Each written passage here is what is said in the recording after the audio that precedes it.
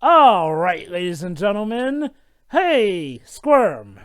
That was a nice ride, wasn't it? That said, we are finally to a land free of vampires offering werewolves their wives to bed. Werewolves questioning if they're less of a woman because they can't get pregnant.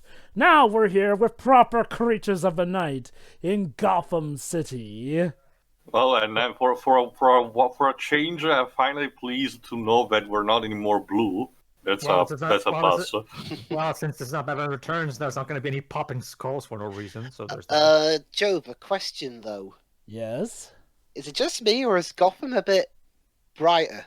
Actually, it seems more green in some areas and more orange in others. Blade Maybe for Runner. a festival here or something? Oh, apparently it's close to Halloween. Also, be glad you weren't here last time, Sherry. Last we were here, two Batman and Batgirl were having sex on a rooftop. Don't ask her. That's so cleanly. But anyway, what are we here for, Jova? We're here for the finale of our Halloween commentaries, a movie where its climax will actually take place during Halloween. This is Batman Forever. Enter From in 1995. Enter in the ever so infamous or famous, depending on what films you've seen of his, director, Joel Schumacher. So, when Batman Returns came out, it was a critical and financial hit. However, not as much a financial hit as the first Batman movie. Also, apparently Warner Brothers didn't like that they had to pull their toy line commercial from McDonald's because McDonald's at some point pulled out of the toy line deal. Can't imagine why. And as we know, a product can't anymore be good on its own. It needs to sell toys as well. Now, as I've said before, I like Batman Returns. It had some pretty phenomenal casting, and while the story was definitely a bit too bittersweet, like a little too leaning in the dark, it still felt like a good continuation of the universe that Burton had set out to do. So, unfortunately, Burton kind of left the project. He wasn't so much... Well, he's a producer. Well, he himself, he originally didn't even plan to make Returns even, much less this one. And because... Basically, it was more like, yes, I'm giving my blessing, but I'm not going to look that much into this. And because Burton left, Michael Keaton left, because he kind of really only felt comfortable with Burton on board here and there. So, this is where Joel Schumacher comes in. Okay, Joel Schumacher is a director that seems to be either he'll make phenomenal movies like Falling Down, or he'll make certain dreck like you have already heard the name of that certain dreck. I'm not even gonna bother. The point is, he is a very, very roller coaster range sort of guy here and there. His career sees either peaks or low valleys. That said, he's not a talentless hack like some people in 1997 were led to believe. He was... 1995 to an extent. Yeah. Huh, how fitting. This movie came out the year I was born. How interesting. So, this sees sort of the turning point of a new era for Batman. When I first saw this as a kid, I immediately thought, oh, wow, this looks like an interesting sequel to Batman Returns. Yet, when I got older, I thought, yeah, okay, this probably isn't really a sequel to Batman and Batman Returns. This is its own continuity. Imagine my surprise when I became older yet again, I realized that my first instincts were right and that this actually was a sequel to Batman Returns. Now, I will say this. I like all four of the live-action Burton Schumacher Batman films. That said, by the end, it becomes a lot more of an ironic liking, I can tell you that. But I do think that for each one, the casting and way of translating characters to live action was pretty creative and relatively well thought out. For the most part. There's one elephant in the room, yeah. Yeah, okay, so... As for this movie, this was made in 1995 and was also a big hit. Of course it was such a big hit considering all the product placement in this movie. As early as the first few minutes of this. But it also comes with its fair share of controversy. Some of which I think would be better covered when we actually start this movie because this intro's gone on for long enough. So... Let us see where we start here. We start before the Warner Brothers Pictures Time Warner Entertainment Company logo. Everyone ready? Good. 3, 2, 1, click. And yes, those bits from the books of Twilight that I forgot to mention actually were the case, where Edward did in fact offer Jacob to have sex with Bella and have a baby with her in return for him. Whoa, it morphs into the Batman logo. Whoa. Clever.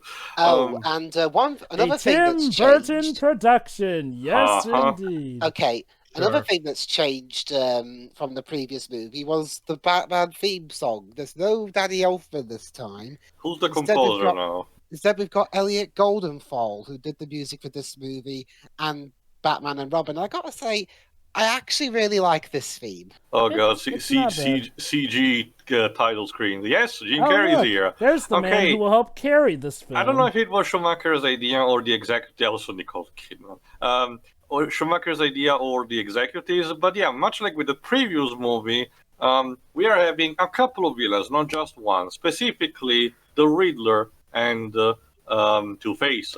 And also this is the movie that finally introduces Robin as the sidekick of Batman. The problem is that they found ways to fuck up every bit of this, so let's enjoy. Stop Oh, it. great. I don't want to see yeah. Walt Kilmer's crotch. Oh, great. I actually Oh, haven't seen wait, this movie hold on. in years. I so it do should be believe interesting. this line is about to come up. Like, the very first line kind of gives you a good idea of what we're in for. Also, Michael Goff and Pat Hingle are returning. Yeah. Barrymore's Also, in the this the movie. Batmobile looks like a shark in this version. What was the design behind this? The idea. And now, Oh, yeah. ladies and gentlemen, for the first line of the third Batman movie.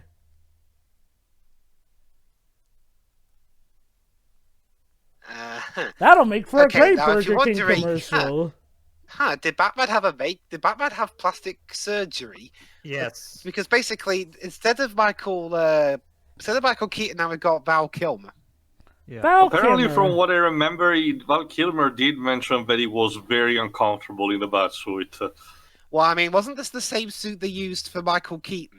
which makes sense. The distorted camera angle, stop it. You're That's- supposed to pull it out tight, not diagonal. So, But yeah, there was a deleted scene also that showcased Two-Face escaping from Arkham Asylum, but it's irrelevant to be honest. so you're probably thinking, hey, Harvey Dent, did you bleach your skin at some point? For those Tommy, who what are you doing here? For those who wonder, and yes, you were not hallucinating during Batman 1989, Harvey Dent was black. Played by, Lando freaking Calrissian. Something that, people would not forget. For reasons that escape me, they decided to replace him with Tommy Lee Jones. Now, do not get me wrong. Tommy Lee Jones is a phenomenal actor here. He can act from silly to serious. So, maybe if he were Harvey Dent from the get-go, I get this. But since he wasn't Harvey Dent from the get-go, I have to wonder, what the hell, casting agency? Yeah, again, there's only so many times I can use the running gag of different actor and the same continuity having had plastic surgery before it gets...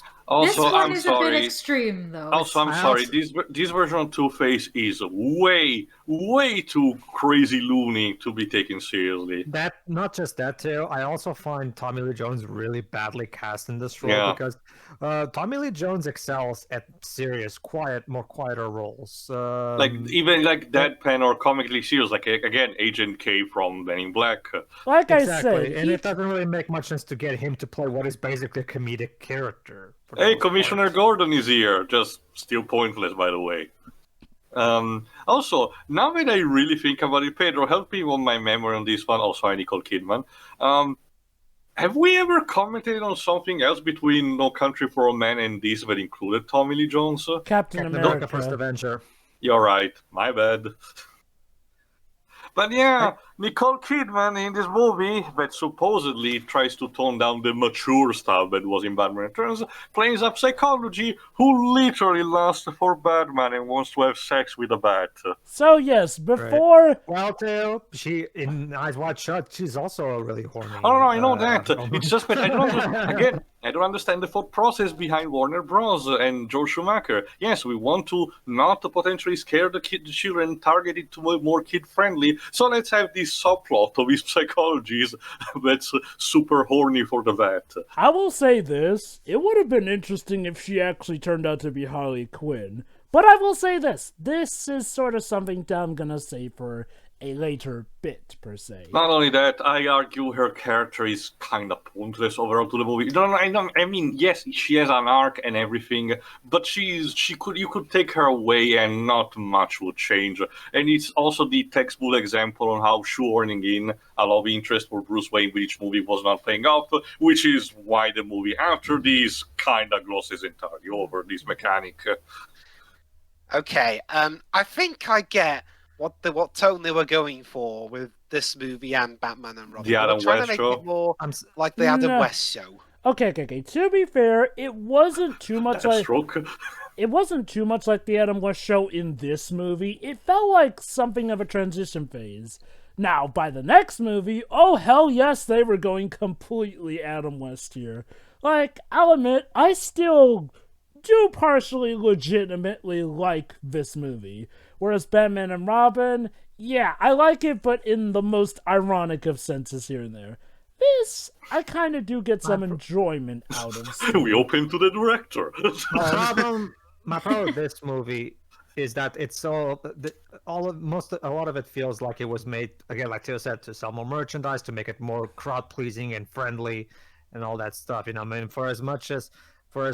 even though I do have issues with the Tim Burton movies, I will give it credit that they were sincere. This movie, on the other hand, a lot of it doesn't feel very sincere to me. It feels corporate and commercialized. Also, Dibs, Yeah? you have the more recent experience with the Adam West show. Who was playing Two-Face in that one? Two-Face doesn't show up in that show. That said, he did show up in a lost episode of it where he is portrayed by William Shatner. Oh, you mean the animated one that we Yes. did? Basically, that was Yeah. based off of what Two-Face would have been like in the Adam West show. All right, then. Anyway, in Also, terms I'd of... like to correct the credits because Warner Bros. For some reason loves to hide the fact that he wasn't involved. It said there, but based on Batman characters created by Bob Kane and Bill Finger, Warner Brothers. Just Also saying, DC in general. But, Bill but Finger. no, For those who don't know, Bill Finger. Yes, Bob Kane was the artist, but the writer was Bill Finger. also reminder that Bob Kane was still alive and he also watched this movie. The last movie that sadly watched was Batman and Robin. It's tragic. But anyway, in terms of budget, 100 million and with a grossing of 336 million, so 3 times and a bit more of a budget. And yes, Two-Face is just kidnapped the entirety of the Gotham Central Bank safe with Batman inside, because why not?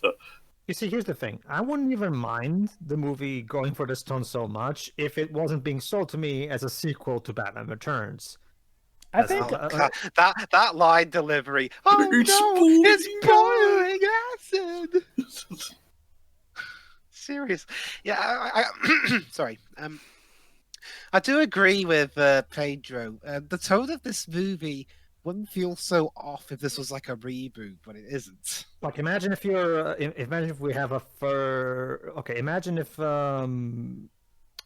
Guardians of the Galaxy Volume 3 goes for the tone of Winter Soldier all of a sudden for no reason. Like, that doesn't really make sense. That doesn't really make sense. I mean, you've established a comedic tone, stick with it. Same reverse thing here. Tim Burton established a more somber, gothic tone, stick with it. Like, Okay, if this was you know supposed what? to be a proper reboot, sure, but this was still sold as a sequel to the previous 2 movies. You know what? Yes, Jovan? even more so, if you want to change tones, it is possible to do that. Like, by technicality, the Guardians of the Galaxy did become more serious in Infinity War. Yeah, I know that's a crossover, but still, Infinity War is an example of how you can shift stuff from more comedic to more serious, or vice versa here and there. My point is this: you want to go for a more comedic angle, that's fine and all, but I feel like this one feels a little too eager to the point where it doesn't feel like there's a proper transition per se. Yeah. Also, no. Suddenly, boom, family friendly. Yeah, the Bat Hook really can hold It's a the safe. It's the Batman movie that Warner Brothers wanted, safe and marketable. I mean, and again, I will say this. I actually do like this movie. Do I feel that it is definitely a culture shock in the tone shift? Definitely, but I do feel like there's enough to salvage this movie. Again, though, Batman and Jim Robin... Carrey's the one that saves it, as far as I'm concerned. I guess you could say that Yep. I guess you could say that Jim Oh, the Carrey's the CGI. movie. Oh, the blue screen. I mean, in terms of things I like about this film is basically it's the little arc Batman / Bruce Wayne has throughout this movie. That too. It's just unfortunate that the thing I like least about this movie. It's just unfortunate that the thing I like least about this movie is the performance of the lead actor playing Batman and Bruce Wayne. To give this movie some credit, though. Well, actually, no. I'll wait until I haven't seen this movie in years, so I'll wait till I see more of it before I say that. Go ahead. So okay, I haven't. I'm sorry. I mean, I just don't think Val Kilmer does that good of a performance in this movie. Okay, no, this is not Two-Face. This is not Two-Face. Shiroi, sorry.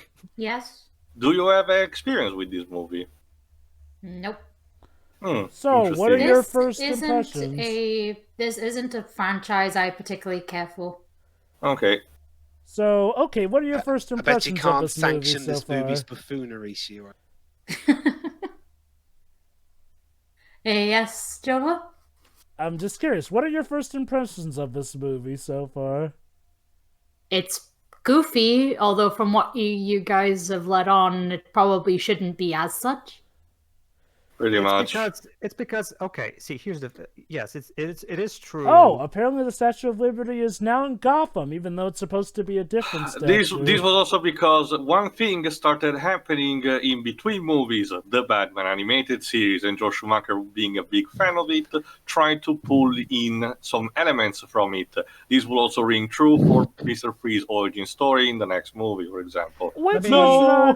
Oh yeah, I remember in Batman the Animated Series, Two-Face yelling all his lines. Also, in those shots, the Statue of Liberty was clearly made by plastic or something. We didn't bother to hide it. That's the thing, though. Even in the animated series, I don't recall the Statue of Liberty being in Gotham City. They just call it the Statue of Justice, I think. That's the thing. Usually, the statue in Gotham is a golden woman, a golden hooded woman with a sword and shield. Normally. Yeah, I don't even understand that idea. You were gonna say something, Pedro? That's why. That's the thing, Joe. I actually do prefer. Oh God, CGI Gotham. I actually do prefer to have a Nolan's choice of making Chicago Gotham. That way, it's much more. You know, it doesn't have any distinct things that would. Oh, that's not Gotham. It's actually. I really forgot about the CGI shot. Seriously, but anyway, it's time to introduce the other. What future villain of the movie? Probably, like it has been mentioned, the carrying column of the movie. Hey, Jim. Jim, what are you doing here? Hey, look, see, she right. This is why he was a great pick for Dr. Eggman. See, look at him. Edward Enigma. Okay, now I know this one. I actually know he had presence in the Adam West Short Waves. Who was he played by in that one? Frank Gorshin. So how was the character in that? Oh, he was great. I'll put it like this to you. He was so great that he was actually able to negotiate getting his pay risen here and there. And that said, it kind of got a bit excessive to a point where they sort of stopped having him on, and they replaced him with the Clue Master every now and then. Okay, I'll wait a bit more before I judge Val Kilmer's performance as a whole, but I will say this. In terms of physical look, I do prefer his physical look for Bruce Wayne specifically. So there's that. Because for me, it was like this. Michael Keaton was a great Batman, not so much of a great Bruce Wayne to me. All right, Nigma actually has an idea in mind. He's working for Wayne Tech, but he has a particular idea in mind, an electronic device that will change everyone's mind. Is this Mind what the? control is a hell of a I drug. wonder if this is what the Warner Brothers executives used. Ironically enough, Shira, this movie will actually kind of tackle that issue in saying, isn't it this kind of mind control? Oh. Now, to answer your question, I Shiro, think he calls it the I forgot, Right. sorry. a TV signal directly into the human brain. We already have that, it's called Netflix. 1995, remember, Theo. Couldn't resist from that Blockbuster. joke. Also, is that styrofoam inside it? Also, why do mind control related devices always look like this? Because subtlety is for the damned. Oh boy. Okay, Miss Scientist. By all means, pray tell us, what would a mind controlling device look like? I'm just wondering why it always looks like this in any show that has it. A lot of sci-fi stories actually use the whole trope about technology. The more technology progresses, the more the smaller it looks. By looking at small disc that you apply to the neural cortex. It just seems to be a design people All like right, to go I for some think reason. it's now time for one mimetic line from Bruce Wayne. Oh boy, here we go.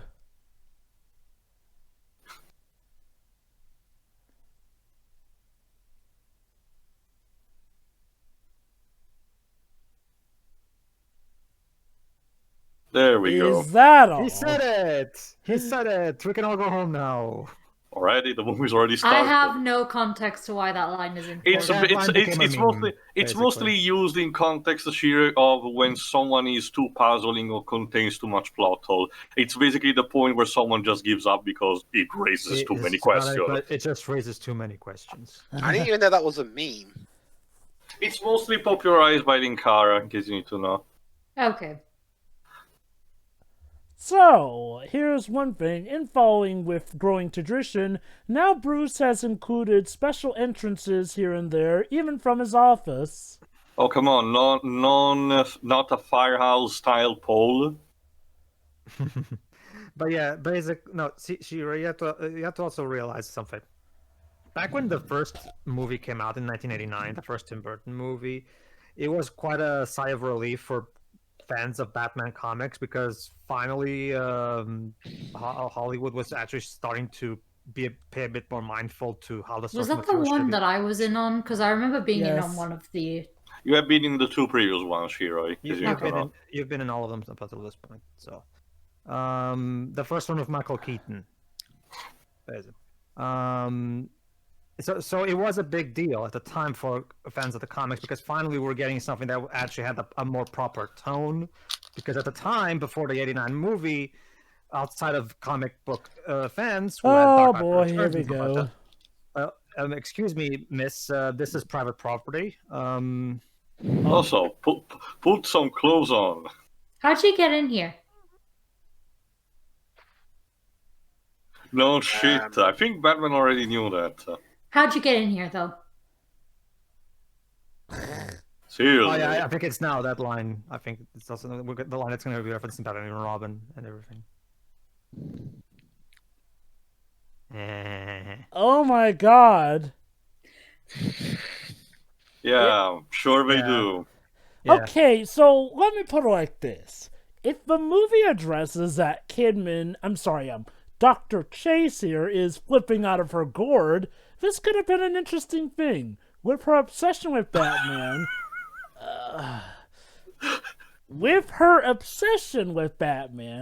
she becomes growingly frustrated with the fact that he will not take her advances. So, looking into his history, she thinks that he is truly obsessed with figures of true psychotic nature, like the Joker. So, in a sense, she dons the Harley Quinn costume and becomes Harley Quinn, in a twisted attempt to try and get to bed him. I mean, it sounds awful, but it could make for an interesting villain here. That said, what the movie actually does is make her his next love interest.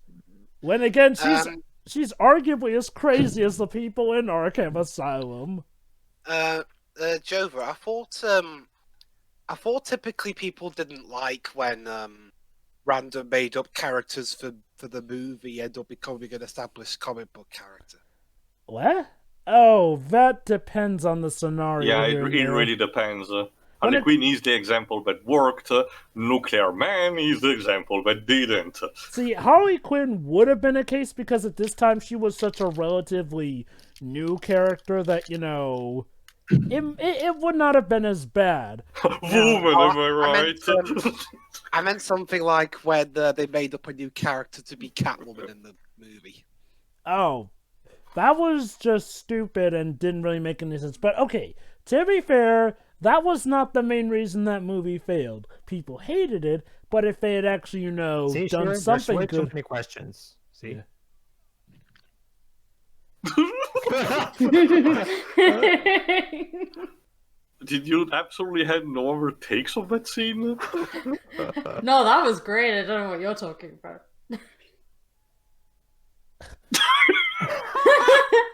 Yeah. Oh, Jim, I love you. He is not the only reason, but he's definitely a good part of why I can't be mad at this movie. So, Nigma needs to test these machines. Okay, you know what? To be fair, as questionable as it may be, I'm gonna say this. Casting Jim Carrey, oh my god. Oh no, a 3D fish! Oh no! A 3D TV that actually works? What witchcraft is this? Now we can play the 4 video game on it. But yeah, I'll say this. Casting Jim Carrey as the Riddler was phenomenal casting. Like, he works And yes, for this role. Nigma uses that to absorb the brainwaves of the people who done it. Excuse me, everybody. The movie seems to have completely lost its mind. So, By the please way, stay this tuned is while we try to fix it. This is supposed to be a Batman movie. Hey, is that John Cleese? I believe so, yes. John John what are you Cleese doing here? fishing, clearly. Okay, apparently, at least according to TV tropes, one thing this movie apparently does get praised for, unlike the Tim Burton movies, is Batman being more thoughtful about killing his enemies. There is Sure, that, yes. there is that. Again. Because, It's like sorry. Tio mentioned. It may have been unintentional, but there is definitely a sign of character development of Batman across all 4 of the movies. That funnily being said, enough. like you yourself said, there's no transition from then to now. Oh, So well, it's a bit. Okay. That's the thing. Believe it or not, when it comes to Batman, his transition is one I can actually see. It's just the world around him that suddenly mutates into this newer thing. Okay, Jim, we're filming here. Jim, green light. Also, okay, is it just me, or is Elliot Goldenfall going crazy on the organ? I'm pretty sure everybody's going crazy at this point. John, Also, Jim, the other Libs- guy, everybody is gone Libs, crazy. while you're on TV tropes, can you search for me if Jim Carrey had to, they allowed Jim Carrey to potentially ad-lib stuff, like we just let I'm that sure stuff they in. did. I'm not even going to look it up. I'm going to take a while to say, yes, I'm pretty sure they allowed him to add Well, I can tell you Jim Carrey actually helped design a lot of his own costumes. Oh, that explains a lot. There you go, Shiro. So did he also idealize the original scrap, the final boss that the movie was supposed to have? More on that later. Maybe. So there you go, Shiro. Apparently, Jim himself designed that thing. There you go. Some people have too much free time.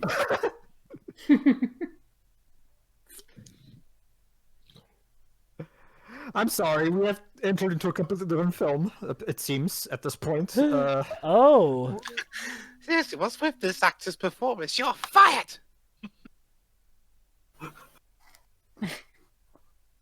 Because that's the smartest thing to tell a lunatic while you're tied to Yeah, a that's- chair. It's not like I can stop this chair with my feet or something! That was flat out Ace Seriously. Ventura. That was flat out Ace Ventura. Yeah. Oh god, the Home Alone style I sped mean, up shot. seriously, mate, you couldn't have used your feet. To be fair, Dwibs, his feet are tied together so he can't Oh reach down with god, them. the CGI in this movie really didn't age well at all. Well, it's 1995 too. I know, it's just Batman.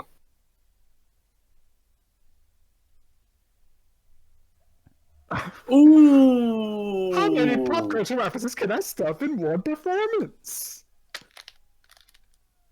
Oh, here's another. There you go. See, two. I see what you mean about the tone of this movie. I know it's Jim, but Jesus Christ. But I love this man. And to think, I think he just orgasmed. and to think, over a decade later, he's still got it if the Sonic movie's anything to Heck, go we're by. getting a Sonic movie sequel even, so there's more of that coming. Yes. Oh, by the way, time for backstory. Yeah. So, believe it or not, Batman actually did the proper thing and showed up in court to help the bad guy get out put the away. way! Seriously, what the hell was that? And yeah, so in that previous shot, the acid completely hit his face and not just half of it. Whoa, what the? Oh. Not just that. Val Kilmer now suddenly looks completely different than he did a couple minutes ago. Did he eat something? No, seriously. Okay. Did I miss something when he was talking to Jim Carrey earlier? Maybe it's the His face- Superman. Look, even now, maybe it's a Superman effect. When he removes his glasses, he looks completely different. I guess so. Did he age 10 years in between takes? Apparently, taking and putting on the glasses helps a lot with the different looks, like Tio mentioned. Oh, so it's like in DC. Oh, who's this? It's Clark Kent. Superman, you here? Okay. There actually was a bit of set hostility apparently during the making of this movie. Oh wait, hold on. Oh, goody. I would. No, Joe, it's not that one. Oh, another one. Did Jim just realize that he wasn't getting paid or something? What the? He's having a very emotional day, Pedro. Yes, as you can imagine, Nigma altered the footage. What I meant, yes, Joe, was apparently apparently Joel Schumacher and Val Kilmer really did not get on at all. Apparently, to the point where Oh my god! Sorry, go on. That's probably why he was replaced by George Clooney, most likely. Well, not just that. It was to the point for when Joel Schumacher did the audio commentary, he barely mentions Kilmer at all. I just love it in that scene. Commissioner Gordon takes a simple look at a piece of paper. It's the same writing. Case closed. Goodbye. Okay. Get out. It's like So either he's lazy or an amazing detective. All right, these premieres. There we go. These also premieres the riddles. Oh god, that is if you look at the terrible. numbers on my face, you won't find 13 anyplace.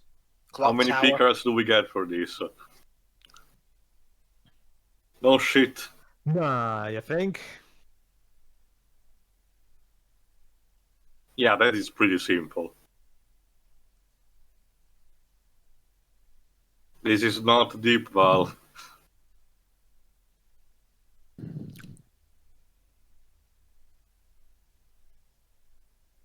Okay. Those windows look like they were decorated by Spider-Man. What is this music? Elliot really wants to... I don't know. What is this movie even? That's the thing, Shiro. A lot of Tim Burton movie fans didn't understand what the hell was this movie even. That's the thing. So how did this movie make so much money? Because, Jova, it's safe and marketable to the kids. Yeah, casual audience, and remember, Jova, a lot of Jim Carrey fans were attracted by this, to be fair. I wonder if this bit was a little bit of a nod to the '60s show with that outfit. Well, Potentially, yeah. Well, more so the next one, but yeah, you can clearly already see the influence, yeah. What Okay. once was red is blue. Again, to give this movie credit, this one feels like it's at least trying to toe the line. Oh yes, it's a lot more sillier, but it doesn't feel like it's straight up stealing from the Adam West show, unlike a certain other movie. Also, I love that Edward Nigma's bicycle is identical to the one that the prototype that kid from Pagemaster had. I guess. Thus, that as the button? Riddler rides off on his deadly bicycle.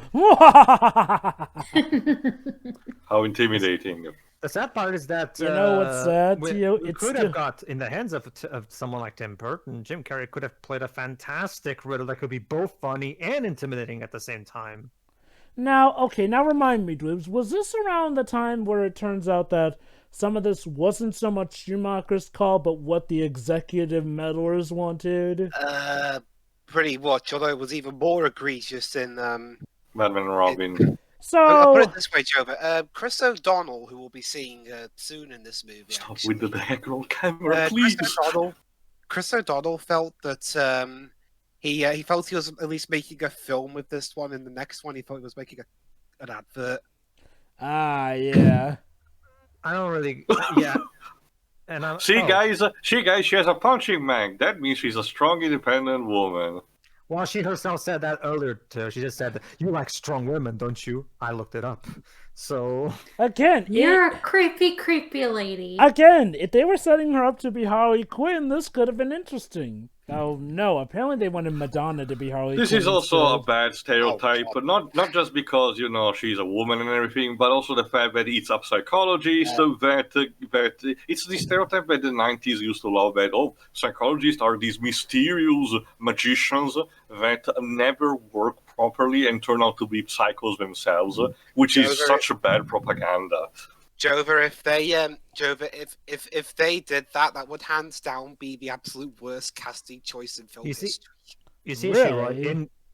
Shira, in He Gotham can't City, act. in Gotham City, woman stalks you, not the other way around. Which actually does apply to Batman a lot. Shira, there's a lot of female characters in the comics that don't leave Batman Yeah, alone. remember also, Joe, we were mentioning about 1987. Remember, the Catwoman movie was still supposed to be in the works, so we could have potentially even got that. Imagine how that could have turned out in 1987 with Michelle Pfeiffer. Honestly, I would have still taken Michelle Pfeiffer. Okay. You know what? Honestly, I don't know, Tio. No shit, I hate Nicole. to say it, Tio. The movie we might have gotten then might have still been better than the movie we actually got in 2004, because that movie... Wasn't free also. It's interesting because I mean, obviously Michelle Pfeiffer is probably maybe a bit too old for the 2004 movie. Instead of having No. She was still in her prime around that time for the most part. I'll have to look it up how old she was at the time. Jova, Yes. how do you rate Nicole Kidman's American accent? Oh, wait, she's not American? No, she's Australian. Yeah, remember, Jova. Okay. She's Aussie. Okay, she's good. You know, I'll say this, though. Aquaman's mother was kind of insane before she settled down to become Queen of the Sea. Yeah, how did she end up going from dating Batman to becoming Queen of the Sea? Oh, God. Not just that. Oh God, I lost my train of thought. Sorry. Does this mean that well- Aquaman should call Batman Dad? Well, look at the bright side, Dwebs. She has the distinct honor of being the last major female character in a Kubrick movie. So True. that's something in her resume that she can always boast about. Yeah, at least. I was in Kubrick's last movie. And she's just as horny here as she was back there. Hamala. Well, Eyes this one Wide came out Shut 4 came years out before, but yeah, same thing. Yeah. This was 95, Eyes Wide Shut.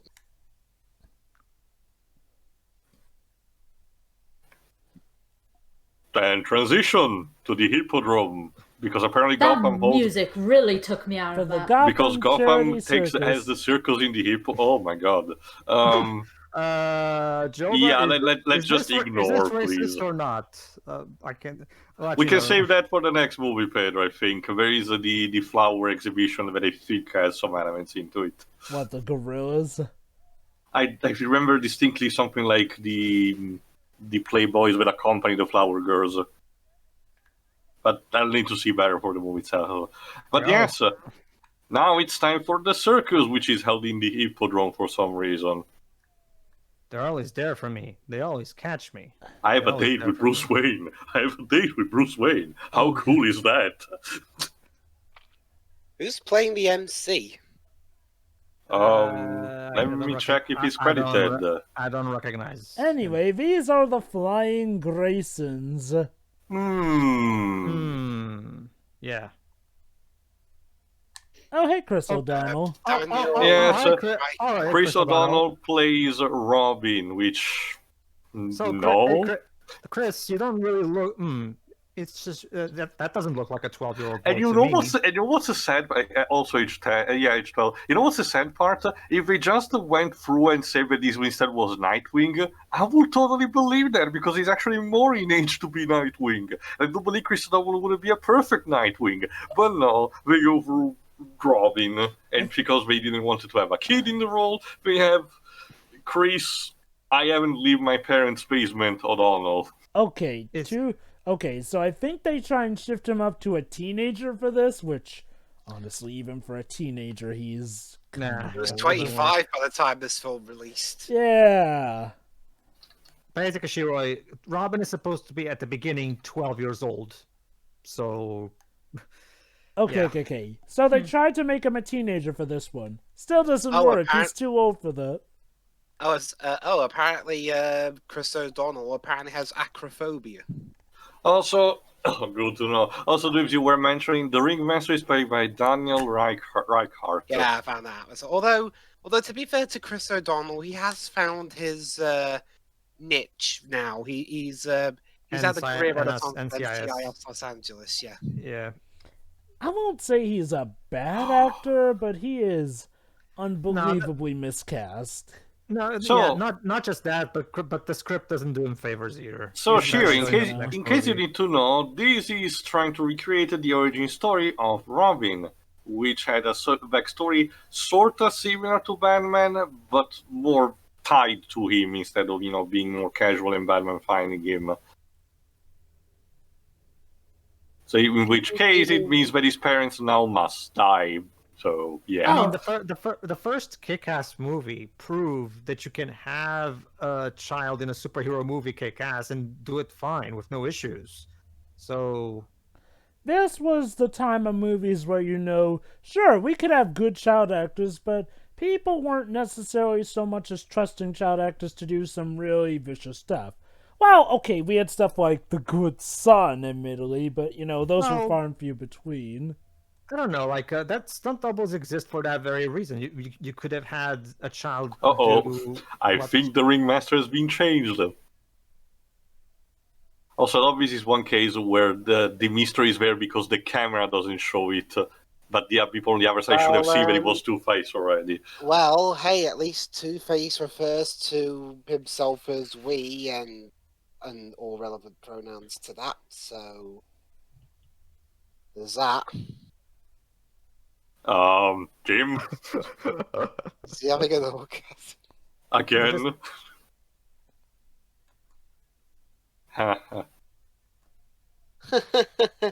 Tommy Lee Jones hates me. We'll get to that in a bit. This bomb is radiant arm.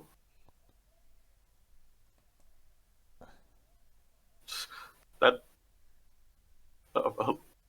Let me check if you please the mayor. George Wallace. Jim, Jim. come on, Jim. Let's try and. There's a movie to film. Okay, George Wallace is getting roles even to these days. He was in stuff like Bob's Burgers and Mike Tyson Mysteries. What? Apparently that's a thing. Weird. Okay, let's go. Don't let Jim Carrey watch his cartoons while he's on Sorry, film. sorry, Bruce. Could you speak up a bit?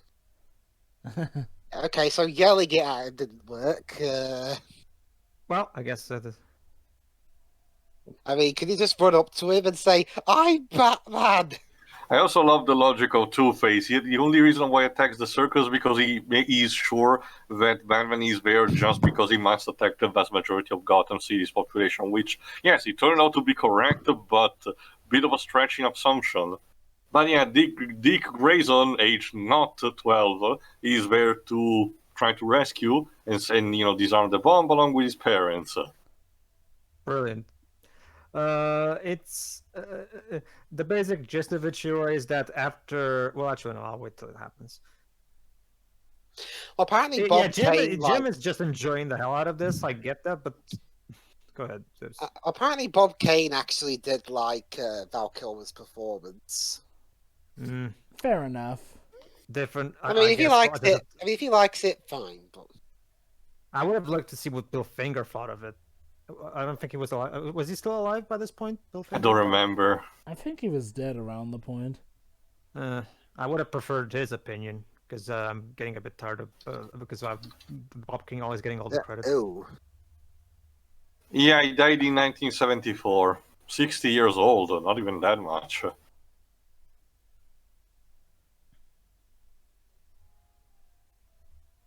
The bomb said we were missing 12 seconds. I think this should be... There we go. And yes, in this version, Drop-In also had a brother, so it means all three of them are dead. Wow, they added a brother just to add on to the trauma, I guess. 5, 4. Guess you really can get rid of a bomb some days. Yeah, I know. And of course, the actual explosion was just wait, minimal. For a second there, I thought the bomb exploded twice. Wow, See, that was the least threatening bomb I've ever seen. Yeah, it was a weak-ass bomb, like... I guess the water mitigated it somehow. Oh no, your family's dead. My parents are dead. Yeah, So I let's see know what how his it reaction feels. to all this.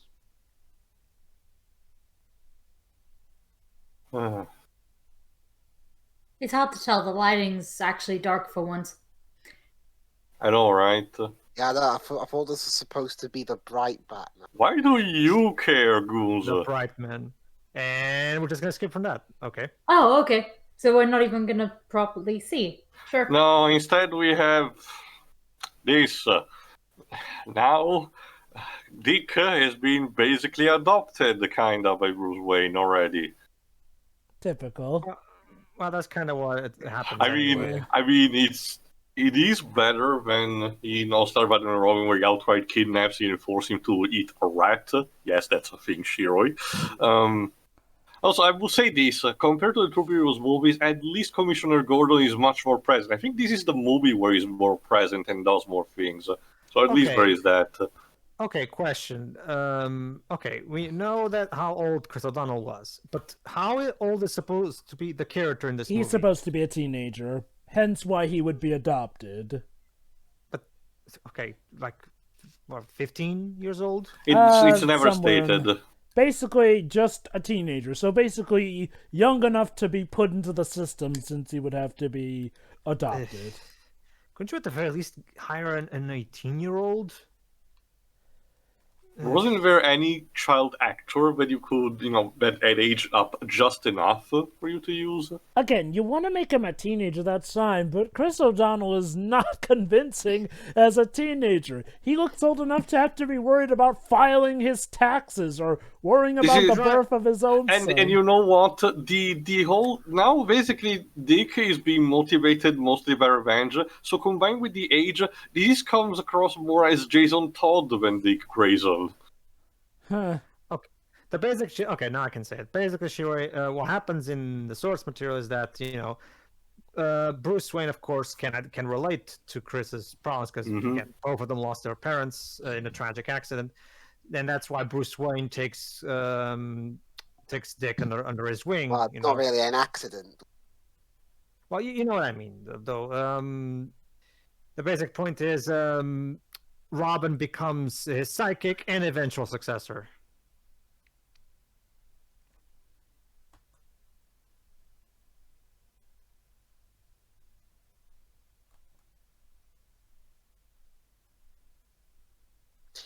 Okay, Also, good to know that Dick Grayson knows about motorcycles. Is Val Kilmer younger than Michael Keaton actually? Let me check. He certainly looks a bit younger. Val Kilmer was born 1959. Michael Keaton was born in 1951. Yeah, 8 years of difference.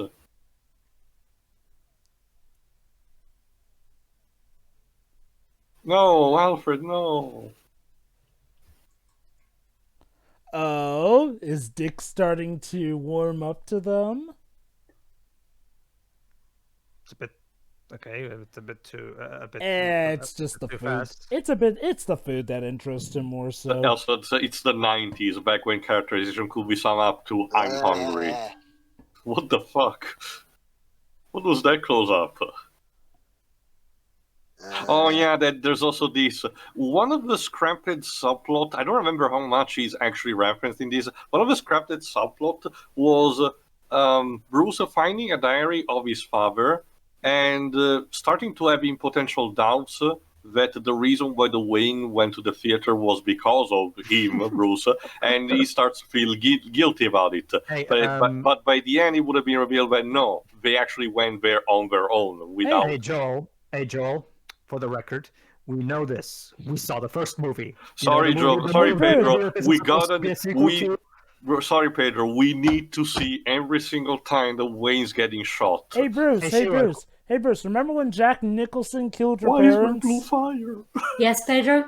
Hey, Shiro, did you know that Batman's parents are dead? Just thought I'd remind you. No, I had no idea. Next to here's hoping that after Zack Snyder showed the definitive version of her death, no one will try to reconstruct again. Did you know it was actually a bunch of teens that murdered him? Well, this film does try to go a bit more into Batman's backstory. Like I said, this is subplot of his diary, but again, it doesn't really go anywhere. It's just there for padding. I wouldn't say it's so much padding. It does kind of tie into the overall narrative between Bruce and Dick. I actually do appreciate this movie for at the very least focusing on Batman for a change. Silly me, I usually like it when Batman movies are actually focused on Batman. Okay.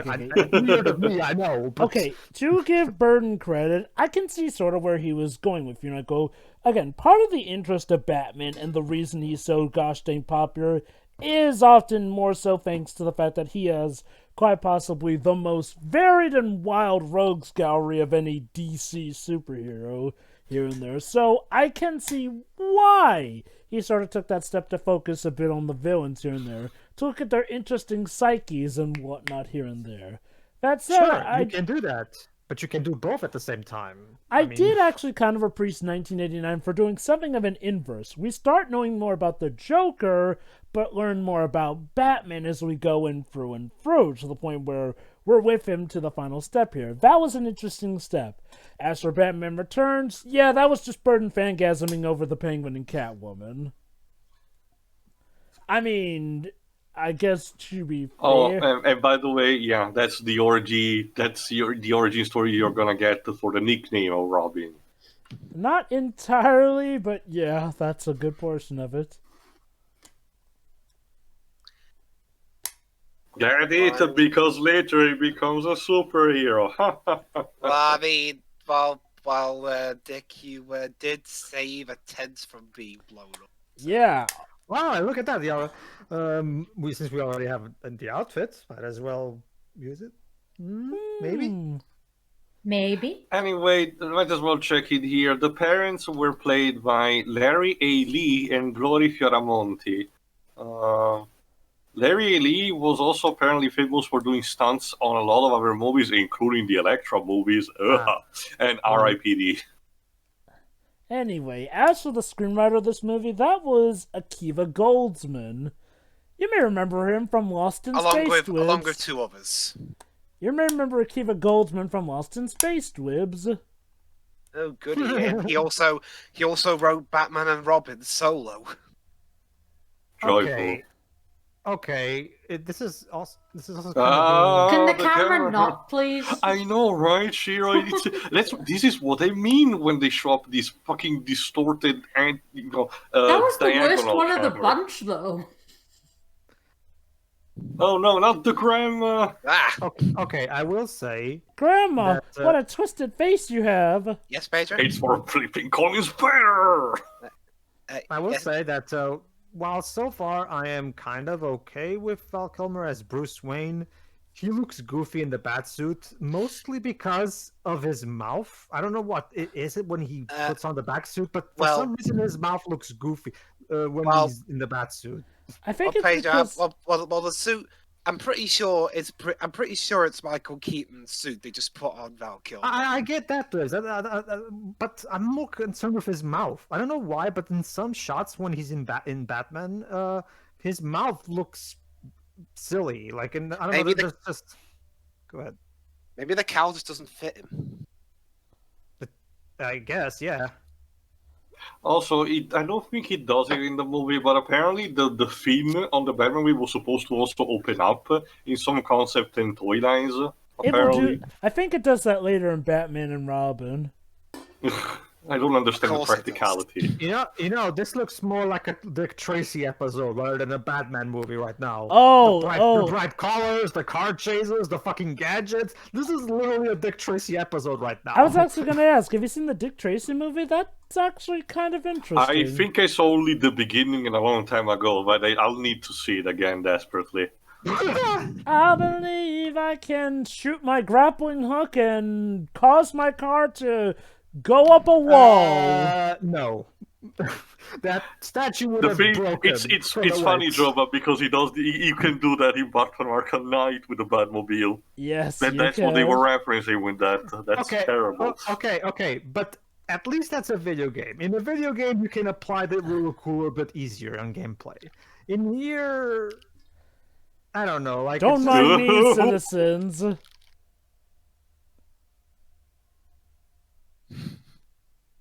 Cool story. So yeah, Two-Face is clearly such a villain. Meanwhile, Edward is trying to come up with a supervillain persona and costume. No. Nah. Oh God, no. Nah, definitely no. How about the Clue Master? What? You're not the Terminator. Already taken. Captain Kill. Close enough, but no cigar. Well? Hey, Shiri, do you think this is the overall basic thought process when someone on DeviantArt is creating an OC Sonic character?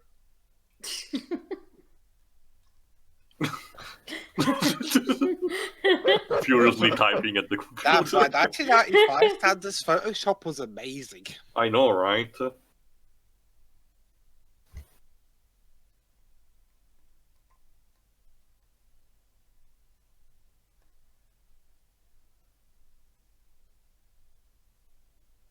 Oh yeah, take another shot of subtlety, Shiri. Two-Face has two henchwomen, one that's super angelic and the other a mistress of devil with a bondage outfit.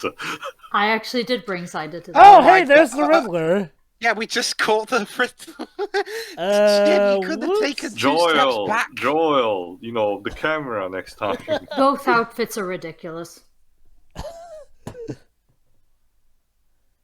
Seriously, he couldn't have told Jim, Jim, you're in the shop. Would you mind taking a few steps back? My God, the lack of subtlety is so on the nose. Oh my God.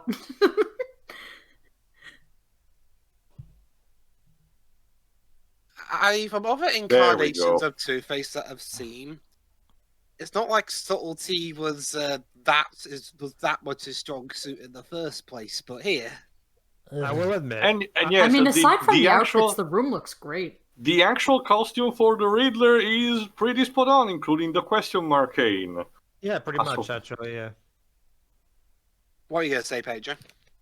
I was going to say the same thing that Theo said. Yeah, the costume is pretty much spot on, yeah. Mm-hmm. Yeesh. No, so the Riddler is an Xbox fan. Basically, for those who don't know, a common thing that Xbox fans say to each other when it comes to, do you still bleed green? As in, do you still like Xbox or something like that? So yeah, Edward has a plan, killing the vet, but he wants to do that in a specific way. So he wants to team up with Two-Face. Slow roasted. Oh, can I bring up the thing now, Joe? Okay, sure, yo. Why not? Okay, Tommy Lee Jones really did not get on with Jim Carrey, to the point where they weren't even having lunch together. So did anybody in this set Oh, fucking no. get along with anybody? The first, apparently, when Carey first met Jones, according to Jim Carrey, Jones said to him, "I do not sanction your buffoonery," which, considering Tommy Lee Jones's performance in this movie, is a bit ironic, don't you think? So Jim... Also, that's Jim Carrey's O-face, apparently. Oh my god, they were trying apparently, to... Yeah. Apparently, Carey accidentally hit Jones in the groin with a cane at once. So... Karma? Also, apparently in one Accidentally. of Joel Schumacher's last interviews before he sadly passed away, he apparently said Tommy Lee Jones was apparently jealous of Jim Carrey's popularity while on set, as Jones was used to being the really popular one in movies, and his ego was giant considering he'd won an Oscar for The Fugitive, and felt that Carey, who didn't have an Oscar, was beneath him. So... I was actually going to ask, considering, the characters here, were they just trying to one-up each other in buffoonery? Probably. Well, that seems like just a dick measuring contest. Also, in terms of haircut, Gene Carrey's remind me a lot of Tilda Swinton in the shots. That's the thing, Shiroi. Oh, look at that! Warner Bros. I forgot which cartoon specifically this was. That's the thing, Shiroi. What is even the point? And now Sylvester goes to hell. You're trying to out-buffoon Jim Carrey? That's not possible. Even though you called him a buffoon. So... Oh, by the way, one thing that the movie doesn't show too much, but only glosses over slightly, is the fact that this treatment of absorbing brainwaves is treated like doing a dose of drugs. Because so the joke I made earlier wasn't for nothing. Because one sequence that is in the comic adaptation later on is the Riddler and Two-Face enjoying this brainwave and talking like they smoke joints. Honestly, I don't want to hear what other people are thinking. But sure, I imagine what you could do with it. You totally wouldn't become a supervillain. Totally. That's a good question. Mm-hmm. Mm-hmm. Okay, this is part of why I really do like this movie. I know that the two were practically couldn't stand each other off set, but I don't know. Something about them just feels... CJ Coin. And we just cut off. Something about them just feels Also, off... I'll look for another bit of a goof on here. Apparently the diamond shrunk in 1 second. Wait, what? How? Did we just use 2 takes? Joel, come on. It's continuity, okay? This could have been easily fixed in post-production. Oh, within a few seconds, even. Apparently, we needed to see instead. We needed to see Chris O'Donnell masterfully applying drying up the shirts. Wax. What? I was trying to say, did they lose that jewel in between takes? I couldn't find a similar sized one. I see Chris O'Donnell goes to the school of wax on, wax off. And look at that, Jova. Yet another goof in the movie that could have been easily fixed on Photoshop. Yep. Well, okay, was Photoshop a thing in 1995? Well, okay, by Photoshop I mean post-production. It would have been MS Paint, apparently. I do wonder if they would have been able to fix this in 1995. I don't know if post-production effects were that advanced. So... It's a diamond. How hard can it be to CGI a diamond? Yeah, CGI was very much in its infancy around the time. But yeah. Yeah, it's, you know what? It's exactly what Dweeb said. Val Kilmer actually looks somewhat fine when he is wearing glasses, but when he takes off his glasses, it's like his face morphs. Maybe he should have been Superman. Some people do look very different without their glasses. Maybe Val Kilmer should have been Superman. He clearly gets the whole trading looks with glasses. The 8 of us go forth not back to protect our kings from a foe's attack. Well, okay, Shiro, question. Have you seen any Superman movie? At all? My experience with Superman stuff is Lois and Clark.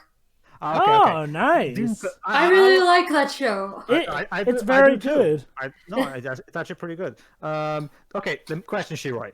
Whenever Dean Cain was wearing glasses, did you find him hard to recognize as Superman? Not really. There you go. I just know, like from personal experience, I look different without my glasses, so I can tell you. Also, that. Shiro, you haven't seen Smallville? No, I don't think surprising. In a sense, Pedro Bent, even if you really even caring about it, you just couldn't escape the beginning years when it started being broadcasted. No, just Lois and Clark. But yeah, anyway, with the minor. What is this Frank Miller stuff? Even the dog is in on it. He really is into it. But yeah, with the minor fever that they did, Edward Nigma decided to found his own company, Nigma Tech, to mass produce the brainwave thingy. Okay, that was funny. That's just what they said when TV got invented, turning people into zombies. But that's the interesting thing, Jova, because the primary thing, maybe two primary things. Yeah, that one that you just said, and back when TV became a thing, a lot of people feared that it was going to kill cinemas. They kind of fought a little too early on that. And it wasn't really TVs that would kill cinemas. I wasn't going to say it, but yeah. Jim, what are you doing? What was that, He's Shiroi? doing Jim things to you. Jim things. What was that, Shiroi? I said I wasn't going to mention that, but yeah, it really wasn't. It really wasn't what killed Dick cinema. Master Dick. That's what she calls me in bed every night. The way Alfred says Master Dick is a good thing his last name isn't Bates. Okay, here's the thing. Alfred is British. He's supposed to be refined. For the sake of not having him call him something awkward, just tell him to call him Master Richard. Well, to be fair, Dick prefers being called Dick. Also, damn, you have really shitty security. And yes, also, it's an actual name. And I know, you're right. This is Dick that covers that Bruce Wayne is Batman by complete accident. It all comes tumbling down, tumbling down, tumbling down. He just falls down the stairs. Also, apparently, Intruder Alert automatically just shows off all the valuable equipment. So, I have a question. Yes. Are Dick's bones made of titanium or something? Of course, Pedro. He's an acrobat, which means he sustains falling damage. Okay, to be anyway, fair... you were saying Tio? I don't know if you know, but just in case I'm asking, do they use the same set for Wayne Manor? That from the previous movies? No, maybe. Alright. What the fuck is this room? Okay, Bruce, you really need to hire better security. How the hell does this woman keep entering your private property? I think he's in her apartment. Yeah. Oh, is he? Yeah, he's in her room. You see also what I mean? The chemistry so far has been almost minimal, and yet we're trying to sell this image of this woman, trying to jump on the bat as soon as possible. Oh, yeah, not only that. Wait till you hear a line when he says about his previous love interest. Compared to how the love stories were handled for both Vicky Vale in the first movie and Selina Kyle in the second. Sure, not Shakespearean, but you could see they were trying to, managing them a bit better. When this just feels awkward. Very good. Quick, Bruce, tell her about the story of your dead parents. That usually works. He just actually said it. The chicks always go for a tragic backstory. Yes, they love that. Hey, Jova. Yes. Apparently, I'm guessing Shirley Walker had a lot of free time after Batman the Animated Series ended because she was an orchestrator and conductor on this film. Really? Why didn't they make her the main composer? I mean, not to say that you'd think. Okay, to be fair, the main composer for this movie did a good enough job, but you don't hire Shirley Walker. You know, the woman who made the phenomenal score for the Batman animated series and later on the Superman animated series. Well, apparently she didn't. I don't know. Apparently she didn't do anything on the score for the previous movie. So basically, this is the I Mary can sort Poppins. of, I can sort of get her not being included in on the previous movie because she was probably Oh yeah, she was fully probably too busy with the animated show. Yeah. But here she was busy enough to orchestrate and conduct some of the score. Brilliant. Also, Pedro, you were mentioning before about that weird scene with the fisherman. You thought it was John Cleese. Apparently, no, it's Jack Betts. Oh, a good John Cleese lookalike, apparently. 1929 class actor. He was apparently in the first Spider-Man movie. Huh. Oh, but apparently she also had a very busy 1995. She was involved in the scores for Bad Company, a goofy movie, what only Carter Burwell's bits. Don Davis did his own orchestrating and conducting. Johnny Mnemonic and Free Willy 2. Oh. And Anderson. So, Alfred, what have we said about calling your dick Master Dick? On your Apple Watches. So basically, this movie is the Mary Poppins Returns of its time. Oh wait, we have Lin-Manuel Miranda here. Should we have him do the songs? Nah. For what? I mean, I think Goldenfield's a good composer. Okay. The way he said that line was actually pretty keen. There you go, Teal. Oh, there you go. There it flaps, and it looks like plastic. It technically is plastic. Hard plastic. What is this music?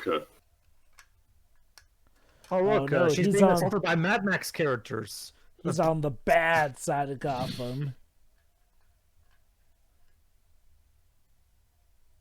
What is this song?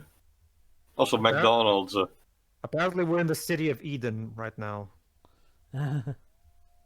Well, actually, it was a reference to... Prostitutes! Remember, kid-friendly movie.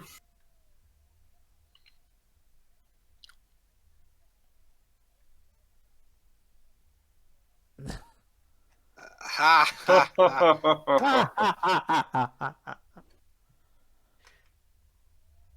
Halt there, criminal scum! Well, I mean, at least they figured it out rather quickly. I thought the storyline when I first saw this film, I thought the story was going to be Batman's going joyriding. Not just that, like I find it interesting how people are not, for some reason, not even assuming that this kid might be Batman. Batman. I mean, that would be my conclusion if I saw that. To be yeah, well, to be fair, he did open the lid and he looks a bit smaller and younger. Yeah. Fluorescent face paint, my one weakness.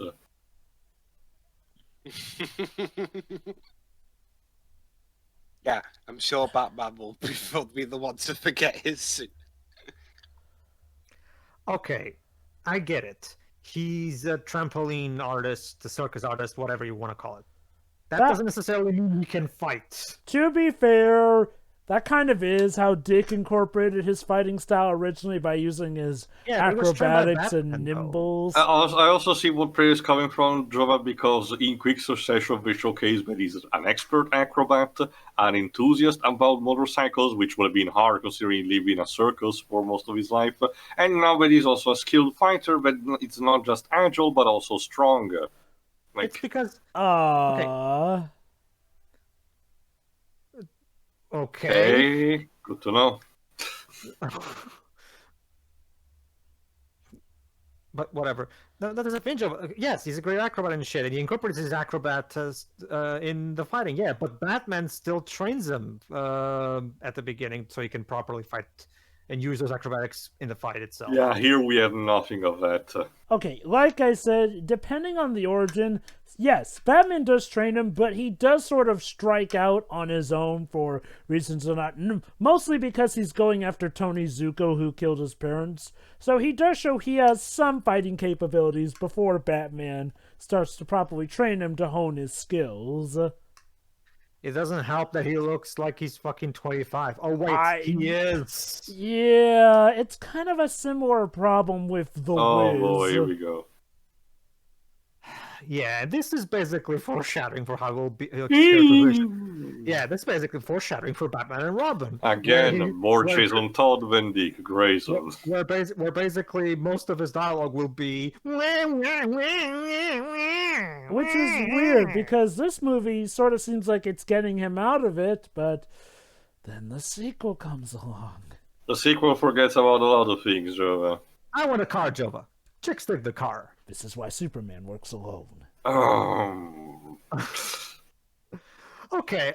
Well, that's the thing too. It doesn't work in that movie, but it's not like a joke like that is necessarily out of place because I mean, Superman It's is literally the first line of the movie, Pedro. That's literally the thing that you need to do to set the tone in. That's what I mean. Yeah, it doesn't work in that movie too, but in the hands of a good comic book writer, Batman making a remark like that can work because same universe. It's also not helped by the fact that George Clooney delivers that time, but topic for another time. This is, like we've mentioned, one of the better points of the movie. Bruce realizing that, getting revenge will not solve all your problems.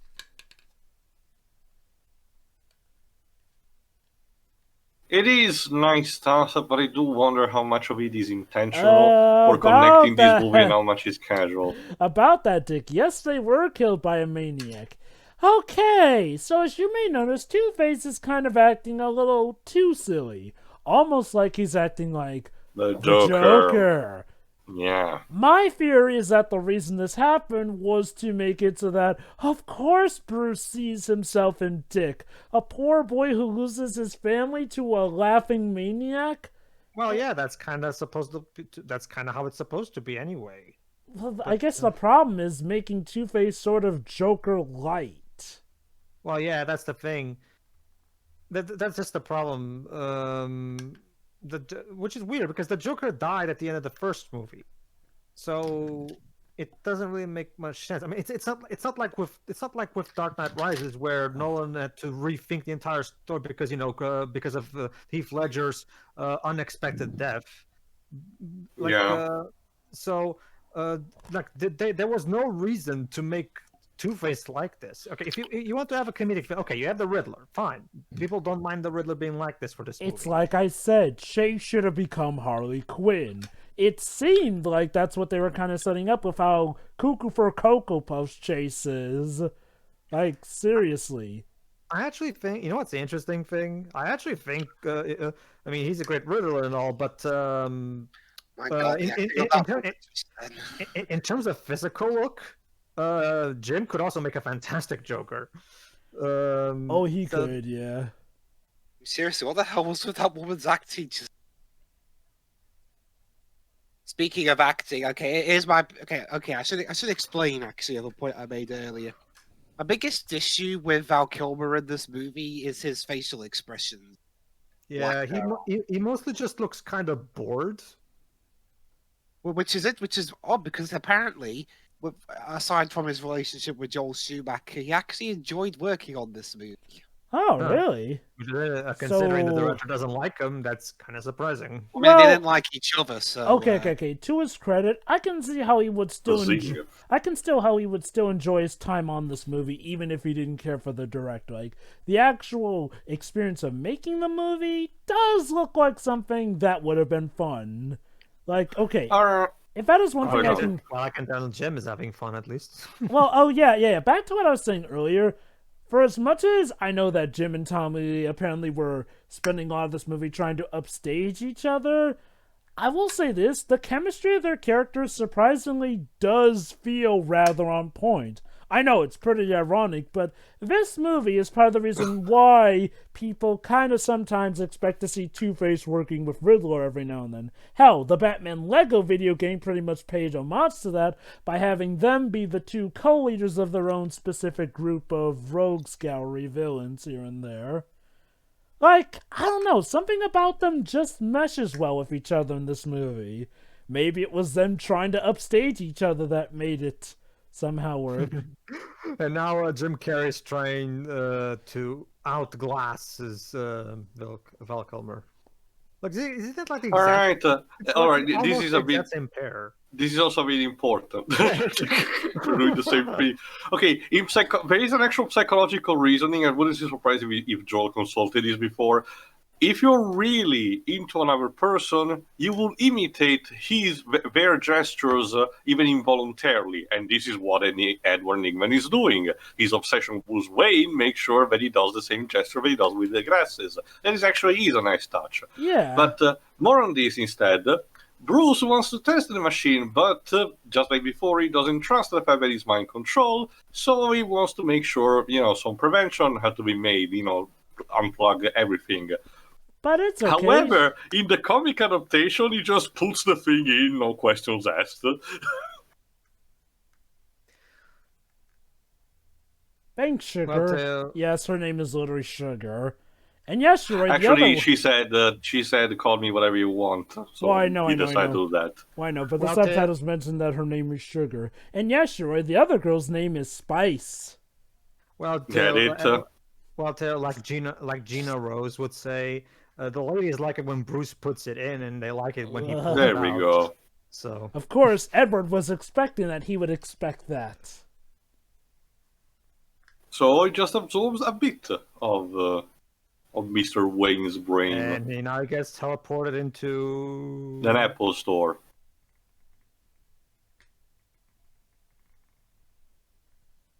Oh, I get it. You don't want to know. I'm sorry, Mr. Wayne. I'm afraid I can't let you do Oh god, CGI brain. Oh fuck. My name is L9000. I am programmed to serve. That would actually be an interesting crossover. Don't know the introduction of Spider-Man. No. It's Warner Brothers, so.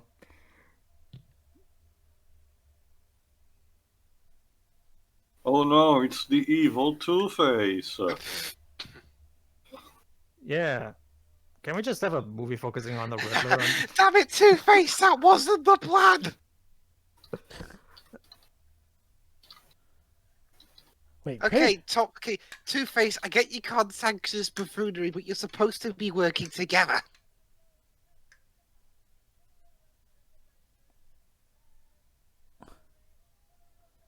You want my cell phone? Here you go. It's a flip phone too. Good evening, ladies and gentlemen. We are tonight's entertainment. There was actually a YouTube crossover that crossed over Two-Face crashing the party when Joker also crashed the party, and then Danny DeVito's Penguin also crashed the party. Apparently they'd love to do that.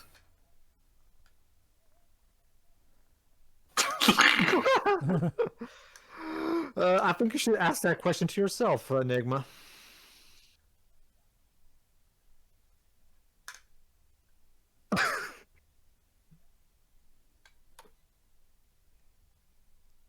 The movie. Right on time. Yeah, that shot gets... Batman! They also do this shot as well in Batman and Robin, if I remember correctly. Huh. Seriously, the extras in this movie are as bad as the ones at that train scene in Spider-Man 2.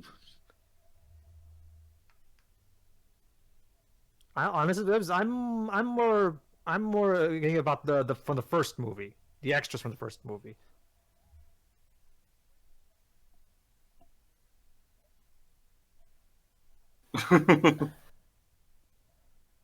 Here you go.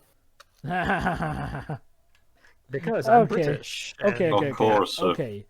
I'll say this: Alfred does actually get some pretty nice lines. He does. Phase 2. We start with Iron Man 2. First, sorry. Lady, no. Please. Contain your Again! horniness for more than 10 seconds, woman. Why did they Jesus. not make her a supervillain? It could have been pretty interesting. You realize that this is both stalking and borderline sexual harassment at this point, right? Pretty much. Batman can sue. He doesn't have to take it. Exactly.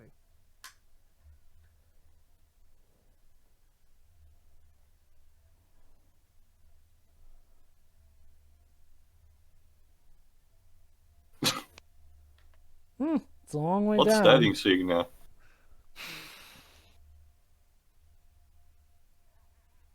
Again, okay.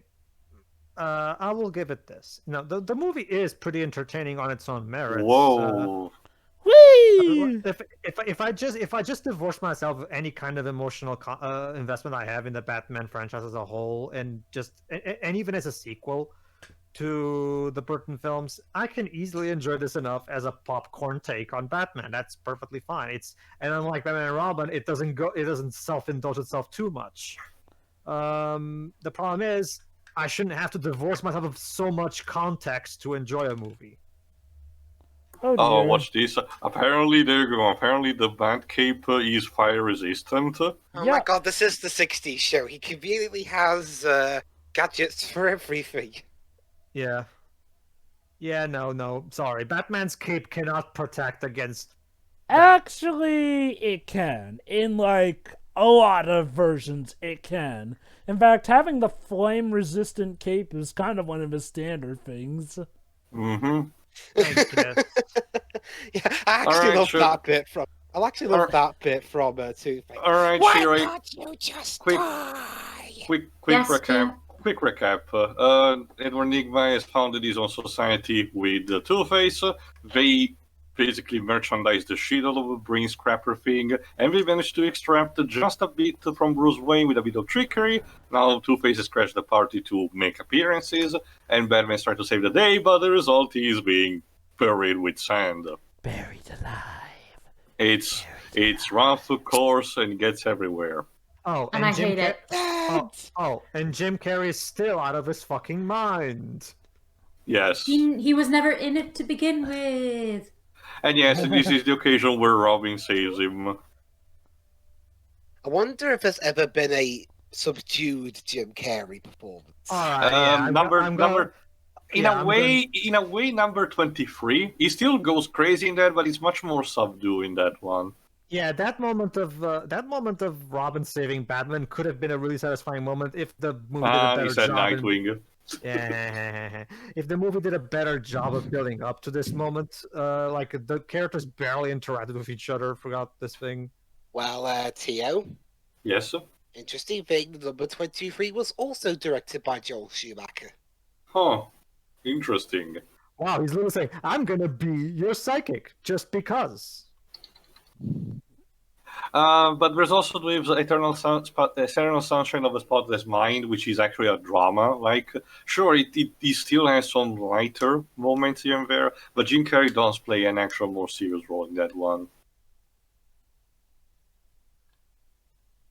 Okay.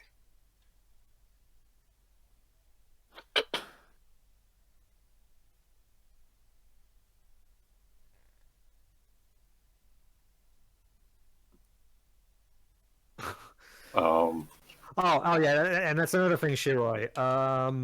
Nicole Kidman's character continues to stalk and flat out sexually harass Batman various times throughout the movie. So, Oh God! Did you literally just say that?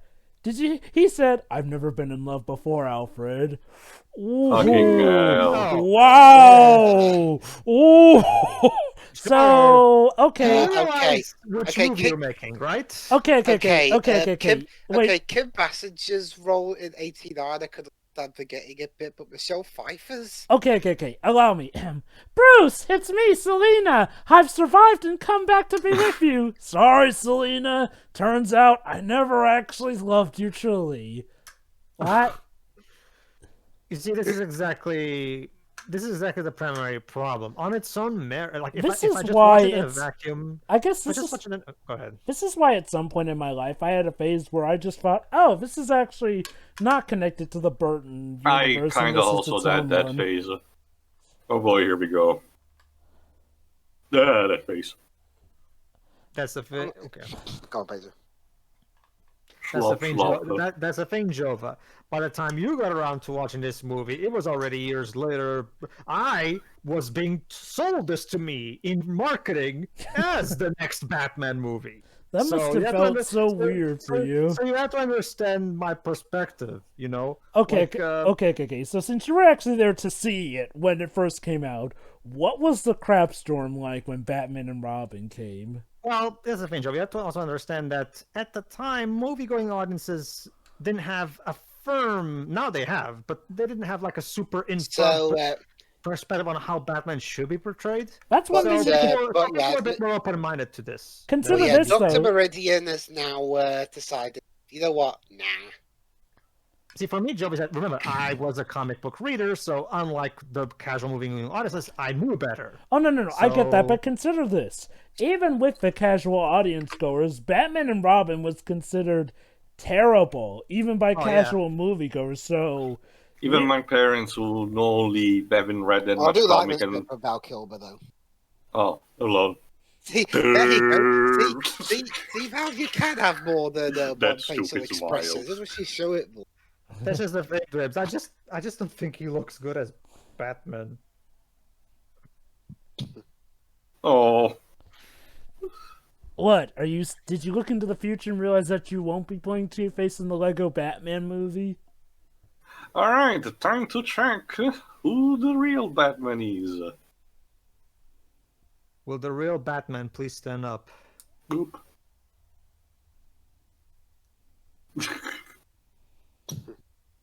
Such advanced technology. I bet. Uh-huh. A zoologist? I actually think the term is, like Pinkar said, a characterologist. Well, that joke would have worked great if it was if you were joking about Nolan's Batman, considering he has fear of bats. But with the whole The mythology of a bat here is being almost non-existent. Remind me again, Teo. Oh, so now apparently Wayne's giving up being Batman. Well, because he wants to have a normal life with Yes, a Pedro? love life. Remind me too, because you probably know this better as well as Jova. Like, by the time that movie came out, I was already kind of done reading comics. Getting old and shit. The whole Batman project, the whole, bats frighten me, and my enemies share my dread from Batman Begins. Is that actually implemented from a more recent comic book at the time? Or... Sort of. Sorry, Jova? Sort of, yes. Okay, here's the thing. Isn't it to partially take from year one as well? Yes, partially from year one. Basically, the idea is like, well, Batman did in fact have bats on the brand here and there, in that sort of psychological way here and there. Hell, even in the origin, while bats didn't necessarily frighten him, he did consider them a creature of fright, and he became obsessed with bats. So... Oh no, I don't worry with that, Jova. It's just the way the original action. The original was much more casual. Remember, Jova? He just sees a bat flying through the windshield, through the window, and he's like, "Oh right, a bat. I will use this because criminals are superstition covered." There you go. Yeah. Happy Halloween, everyone. That justifies our pick now. You know what that means too? Picture this: an Elseworld story where Bruce forgot to leave the window open. Actually, I think there is an else. The bat actually crashes through the glass, remember? Yeah, that's the thing, though. The bat crashes through the glass, so, him leaving the window closed actually works either way. Honestly, Jova, these... Sorry, go on, sorry. There is actually an Elseworld story where he did not discover the bat, though, and that led to something else happening. Anyway, considering the setting, I wonder if we wanted to wink at the story of the Long Halloween, which apparently we are getting like next year or the one after, an actual 2-part animated adaptation. So we'll see how that goes. I don't like Catwoman's outfit in that one, but sure, what the hell. I've got an Elseworld story idea. Wow. Go on. What if one of the villains became Batman? Actually, there are Gotham several. White Knight, kinda. Not only that, but there's also sort of Catwoman, Gotham's Guardian, and there's also the Laughing Bat one. So, that's another thing, Shira. I don't know if you heard it, if you were here about. Oh no, Flowers Falling Over is my. Oh come on, seriously, Bruce. Also, we couldn't get the Jack Nicholson back, so we needed to have an extra. Like seriously, Bruce, what the hell does a vase of flowers falling have to do with your parents getting shot? Because flowers fell when my parents were shot. Pretty much. That's the thing, Dwibs. There's a comic saying, on the night that my parents died, I heard rock and roll. Pedro, rock and roll is evil. That Okay, Pedro, that's the thing. When it comes to the Waynes dying, there have been so many retcons added to add I Bruce a know, certain it's just trauma. Like, oh, did you know that Bruce's parents died on Christmas? So that means he doesn't like Christmas? Or then there's that time where, yes, the rock and roll concert thing. Again with that stupid diary Hell. subplot. Hell, why stop there? My parents died on the planet Earth. I hate planet Earth. That's something like Superboy Prime will say. Pedro, if we go by that, And everything was better on Oh, Boyer. but Hey, Tia, hey, oh, Pedro, but if we Tia, go by that, but Tia, well, don't let's you say- know Superboy Prime's a good guy again now, apparently. Well, Of Pedro, course it is. Well, Pedro, if we go by that, why not say my parents died in Gotham? Oh, fuck Gotham, I'm leaving. I think there's actually an Elseworld story where he's done just that.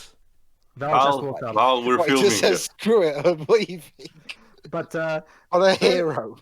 But yeah, guess what, Shiroi? I don't know if you were here when he said it, but Bruce already told Alfred that he's in love with Nicole Kidman's character. So you see, Shiroi, apparently the way to a man's heart is stalking and harassment. Not only that, Sherry, but he also said he's never been in love before. That means, hey, you know, Vicky Vale from the first movie, or hell, flipping Catwoman, who, well, they'll later go on to marry if Crisis on Infinite Earths is anything to go by is a thing.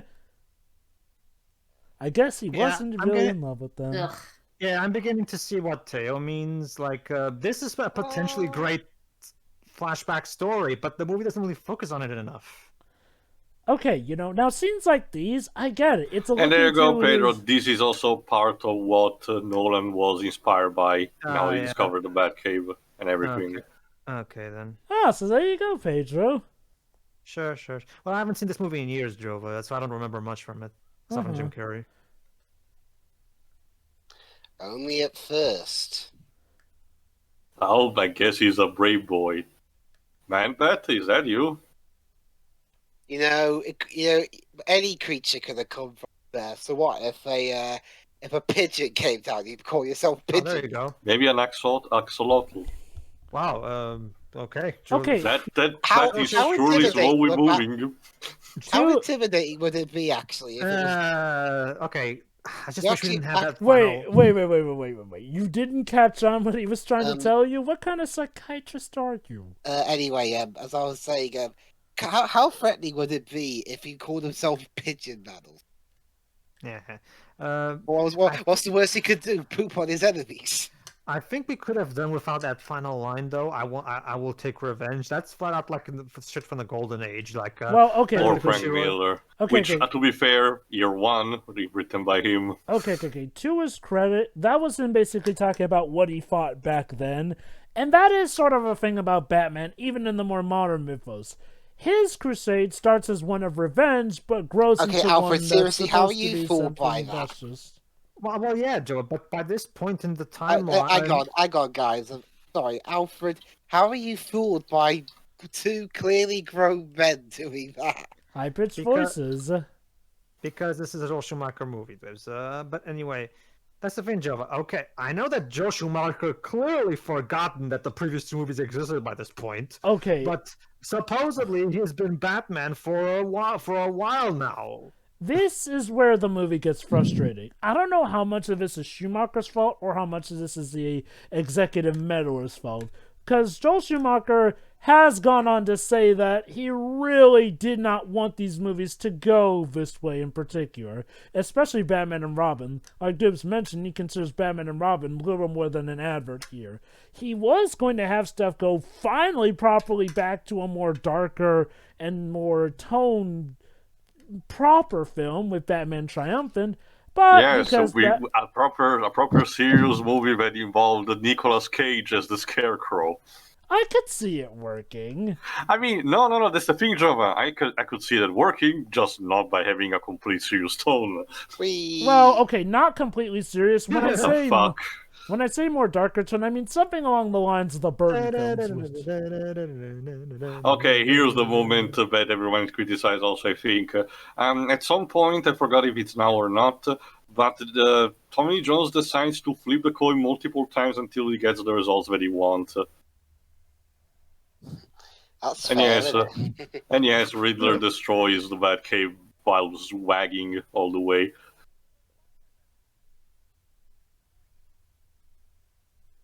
We use the sound effect. Well, to be fair, Jim Carrey is kind of a living cartoon, so I'll allow it here. Yeah. Riddler, you can't just keep changing your mind. And now Elliot Goldenfall on the organ again. Okay, Elliot, what the hell, man?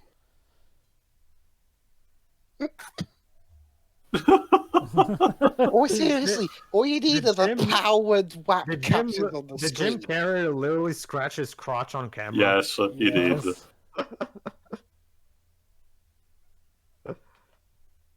Sure, And the Batmobile how... gets blown up.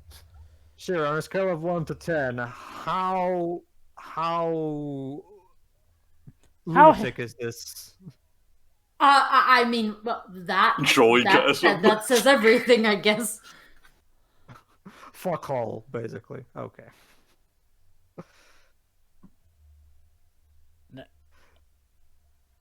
Cheater.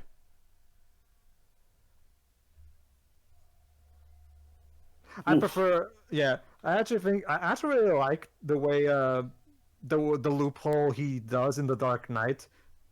You're a lucky man, but your driver isn't. Yeah, I was gonna say, doesn't he do the whole keep flipping the coin till he gets what he wants? Yeah, he just did it now. There's also, there is something similar to the situation that Pedro mentioned at the beginning of the movie, where five little, I couldn't read it. Items on an everyday sort. But no, there's something happens similarly at the beginning where he flips the coin and it goes head, I think. So the victim that he was trying to kill is safe, but he gets used as bait for, Batman. Again, that's the primary problem that we were talking about, Joe. But like, in order to really, and don't get me wrong, I do enjoy this movie, but in order to enjoy it, I have to pretend that this is a reboot. I mean, pretty much. It's a bit hard to do that when you've got Michael Goff and Pat Hingle. I mean, okay, well, don't get me wrong. Rewatching this movie now, I can definitely get that. I mean, I will say this though. I guess this movie does still have. And it's ironic because this movie does feel like it has enough dignity to, like you said, enjoy this on a certain level. I will say this though, I did still prefer the first two movies better than this. Oh no!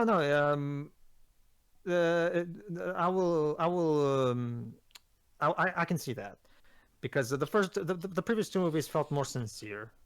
This one there's clearly a lot of executive meddling going on in here. Well, I mean, in this movie, at least I can tell that Joel Schumacher and the writers were trying to tell somewhat of a story. Whereas Batman and Robin, what story were they trying to tell? Was the Penguin, but and Catwoman, but now Bruce Wayne's.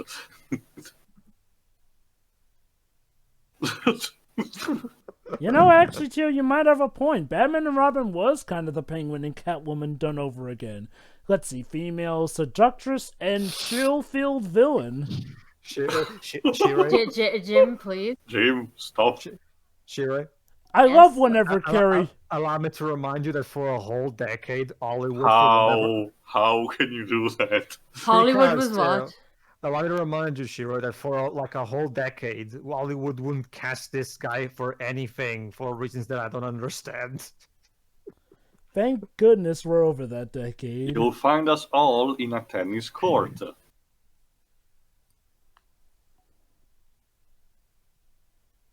Mm-hmm.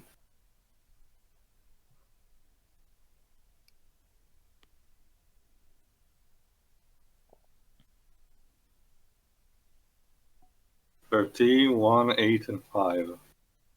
Okay, again, to be perfectly honest, they try to combine the aspect of Bruce Wayne, Batman being the greatest detective, by incorporating with the Riddle, which is not a bad idea, mind you. It's just a bit scratched. They're focusing much more on the Riddle aspect than Batman figuring out, stuff that it only happens majorly at the end. I think the '60s show answering the riddles well enough. Yeah, Yeah, it did. it was the entire point of a lot of episodes. Oh, again, Yeah. when I say 60s Batman, I only got up to halfway through season 2. Yeah. So you hadn't gotten to the season where Eartha Kitt Isn't was it? in yet. There's an From what, episode of from what I understand, she was like the best part of that scene. there's an episode of the OG Pop-Off Girls show that is basically Oh, a boy, here we Riddler go. parody. Yeah. That also does that. Okay, Badass. I think Badass. So Great, yeah, thank you. I guess at this point they realized, oh shit, not only does Michael Keaton's outfit not really fit Val Kilmer, but it's starting to fall apart or something. So Change of plans Me too. and introduction of the newly improved Batwing. So there you go, Shira. That was Val Kilmer's Badass. I hope you enjoyed it. okay. Also, okay. Robin's costume has emphasis on his crotch. Okay. Brilliant. Okay. Arr. Okay. Now I am certain that the costume and the ass shots were definitely a Schumacher thing. Well, considering the costumes, I've been told to ask, I guess, an important question. Go on. Is this the movie with the bat nipples? The next one, Shiroi. Well, That's the next oh, To be okay. fair, Shiroi, Robin's costume has nipples on it, so there is that. I'm glad you all know what I'm talking about, even if I Yes. don't. Wow. So even you know Yeah. about the bat nipples, Shiroi. No, Alice knows about the bat nipples. Oh. Of course. Oh, so Alice is a superhero fan? Yes. And there we go. Whee! With dated CGI. Oh, it goes beyond that, Shira. In the next movie, Batman has his own Bat credit card. So What? Yes. I'd Never say- leave the cave without it. I'd He say literally says that. Never leave the cave without it. To be fair, I'm not quoting entirely directly because it's a very long type of rant. But Linkara basically deconstructed the idea of the silliness of the bad credit card, and I can understand that. I'd say it makes sense in context, but dear God, the context doesn't make it It's much just better. presented a bit guess awkwardly. he I will has say that. so much money that he See, can Shira have his own gets credit it. card. Not to mention Shiroi, Bruce Wayne being also by Commissioner Gordon. I don't think we'll see you ever again. Well, we Meme did see him in shot. Batman and Robin. No, I mean for this movie. Well, I do But, think that's our work done, gentlemen. Let's shut off the bat signal now. Again, I'll Craig Ways do. This is the movie where Commissioner Gordon gets to do the most stuff between the four. There's that. But yes, sure. But also the fact that being Bruce Wayne, super millionaire, he can have like shell companies that he can use for masquerading his account movements. Anyway, yes, the villains are trying to derail the assault using a battleship game. Still better than the movie. Full of shell companies. Not enough Rihanna lives at 0 out of 10. Oh, Tio, I didn't know you were such a Rihanna fan. I listened to a couple of her songs back when we used to make video clips on MTV. What do you think of the song that she made for Wreck-It Ralph 1? I don't remember she it. made that song? The song that plays when Vanellope is training kart racing with Ralph. Oh god, it's Lomo. Well, there goes the bat boat. How sad. But yeah, shell company. But yeah, lots of shell companies. It's Wow, it really is a competition. my battleship. It really is a competition of who can act the more sillier. Again, Tommy, you do not get to be grumpy at Jim Carrey for his quote unquote I don't think- buffoonery, while you're being as much a buffoon on screen yourself. I don't. They also have a submarine unit. Honestly, Why? I'm starting to think Joel Schumacher didn't actually direct Jim or Tommy. He just told them to just be on their own and do whatever, and he just kept the camera rolling, and whatever they did, just put it in the movie somehow. I'm sure it'll work. Also, apparently they had lasers. Yes.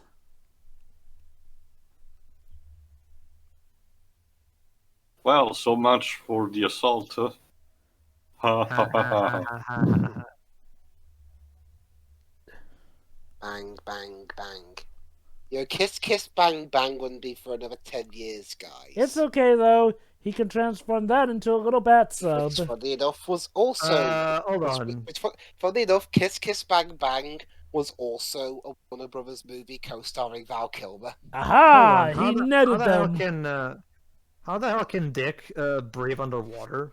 I think he had a rebreather, but they snatched it from his mouth or something. It's a matter of holding his breath now. But he had his mouth open and everything. Yeah, they classic Hollywood not understanding how underwater shots work.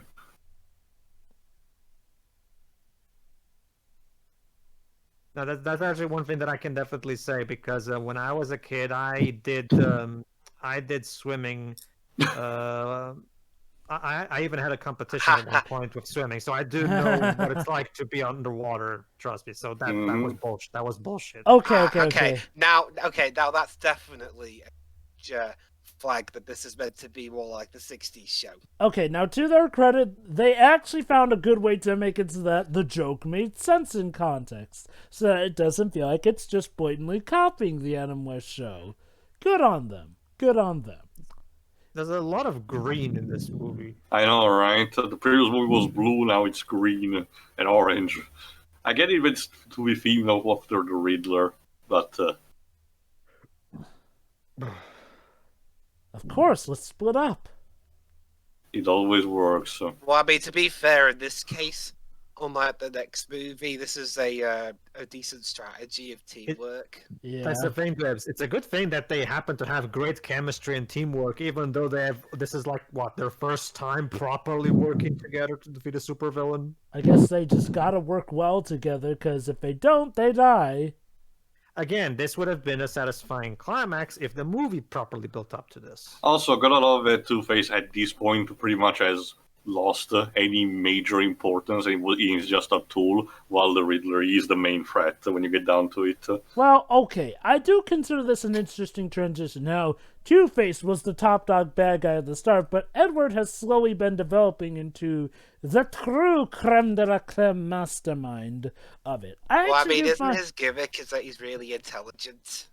Yes, and he's gaining it more and more from his device. Reminds me, have you seen the weird final boss they have for him in the video game? What, Batman Forever, the video? Yes. Yeah, I've seen it. I've seen the SGB play for him. What did you think of the big riddle, Dwibs? Well, I don't know. It's been a while since I've seen. The Sega CD version is better at the very least. Fun fact, actually, this movie... it doesn't tell you to hold on. Fun fact, this movie is actually what the name Duke Nukem Forever was based off of. Yay? Mind you, when they were making Duke Nukem Forever, it was an already outdated joke. It only became even more outdated when that game finally came out. Yeah, in 2011. Yeah. Okay, so let's recap. We can adopt 25-year-olds. Bruce never loved anybody except for women who harass him and stalk him. Well, I guess to be fair, Catwoman did try to kill him, so maybe he found that a turn on? Yeah. Oh, it's such a turn on that I want to try and kill me. You see, I need a woman that chases me down and forces herself on me. If I don't have that, it's just not worth living. Well, Batman, her first name is Chase, so... Alright. Oh, have you already talked about what should have been the final boss? No, why don't you? Yes, supposedly at the end, Edward should have absorbed so much brain energy that he would have become a monstrous figure. I forgot what what he was actually called. The Big But Riddle? basically, yeah, like I think it is. This concept will be integrated instead for the video game. Yes, that's what I was mentioning, the Big Riddle. Oh, beautiful. I do wonder who actually decided to change the plan, because he probably would have been too stupid at that point, even for the standard of his movie. In the comic, it actually has instead his brain growing gigantic. I forgot what is happening. It happens here as well. It kinda does. Oh boy, a god complex. That always turns out well for a villain. Carrie, what are you doing? Jim, you've been over the top this whole movie, even before you became the. Seriously, is there any cheese left to eat? That's the thing, Dwibs. To him, there is no over the top. To him, this is just how people should. This to him, this is normal behavior. Yeah, apparently.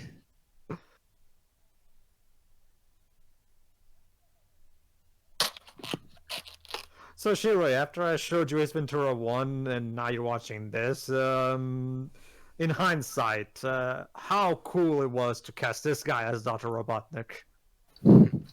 Worked quite well.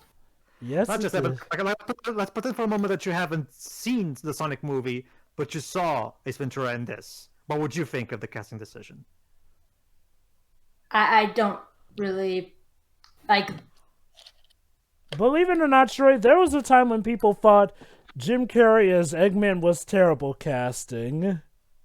Oh, I know. I never. Really I know saw people were unsure, but I don't remember seeing anybody aside from maybe a couple of people thinking it was terrible. Oh, there were quite a few. It's exactly what I said to you, Shiroi, back before the movie even had its redesign. See, Can I have the prize in cash value?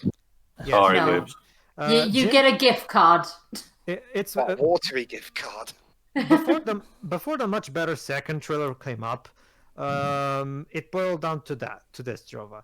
And I said this to Shiroi various times. Jim Carrey is a fantastic pick for Dr. Robotnik. The issue is that the first trailer gave us the impression that he wasn't really going to be playing Dr. Robotnik as much as like just playing himself, you know. Mhm. But watching the movie, there's a lot better context that you're not seeing, and that's the problem with that stupid first trailer. Oh. Yeah. Huh? A riddle for you, Edward. Ah, yes. Your outfit is ridiculous, sir. It's so fabulous here. What are you talking about? Shiroi, you're telling me Darkness is clear as daylight.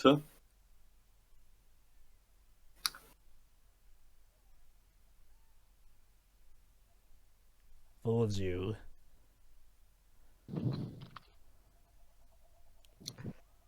Well, Here we there goes go. his power, I guess. Oh no, dear. I'm just gonna stay here and let it kill me. Why not? No, it won't so much kill him. More like scramble the brain, you'll see. But yeah, Shiroi, wait a minute, Shiroi. Oh. Oh, there you go. Wait a minute, Shiroi. You're telling me that this ridiculous villain with over-the-top lunacy, played by an over-the-top actor, looks ridiculous just by the outfit alone. I know, right? Alright, let's see how Batman manages to save both. So the outfit is where you draw the line. Of all things. I guess so. So you judge people by how they look. Noted. Okay, Chase, just stay quickly there, and by the love of God, don't let the fall snap your neck or something. I hear it doesn't go well when superheroes try and latch onto following blondes like that. Yeah. Although Robin is not No, blonde. Chase is blonde. Oh. Remember Gwen Stacy parallel, Pedro. No, I know that, but, you know, whatever. It was the way he tied her. Thankfully, he tied it securely so that when the impact comes, it won't shatter her.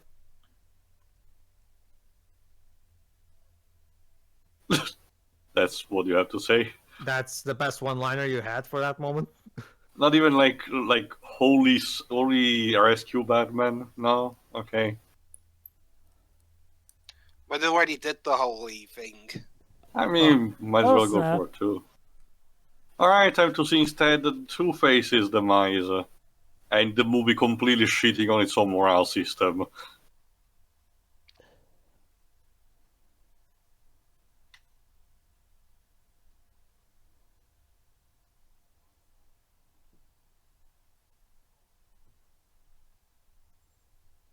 He has?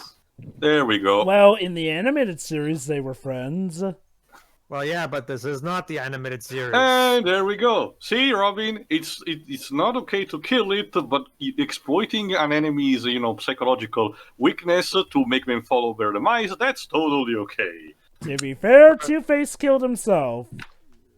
Oh, but look at that, it landed on Mercy. Fuck this. Also, we get it, composer. Tone it down now. Also, does every place in this movie have to look like a disco? Like, seriously, stop with the flashing lights. Oh, bummer. He became Count Olaf.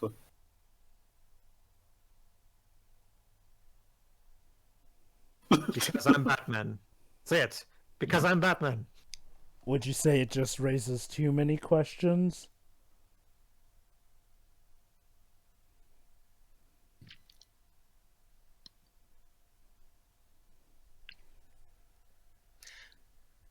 You know what? I'll give this film credit. Unlike other Batman stories where it's like, oh, I have to be one or the other. This one says I'll be both.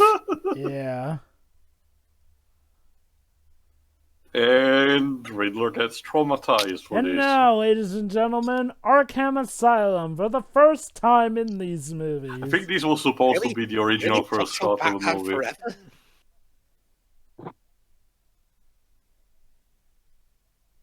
Hey, Dr. Arkham. He was supposed to have a bigger role at the beginning. He has been screaming for hours. Don't worry, Doctor. That's normal. That's just what he does. Oh yeah, that's yeah. He has been talking about an Ace Ventura and stopping a blue-tainted hedgehog for some reason. Also something about destroying He's completely Christmas. lost it. So who's Batman then? The Grinch, apparently. Brilliant!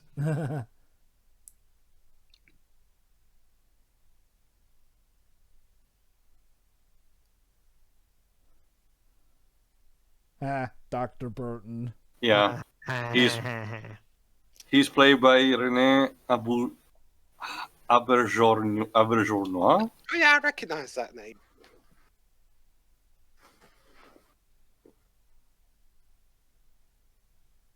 You know, an old boy with Jim Carrey as Batman, I would love that actually. Jim Carrey. He's having fun. Jim Carrey as Batman. I prefer him as Joker. Well, oh god, can you imagine Jim Carrey trying to play it serious as Bruce Wayne and Batman? Nah. Basically, Renee Albert Jonas is mostly known for being Odo in Deep Space Nine. Mm-hmm. And also a prolific voice actor. Not too different from you, Chase. Not too different from you.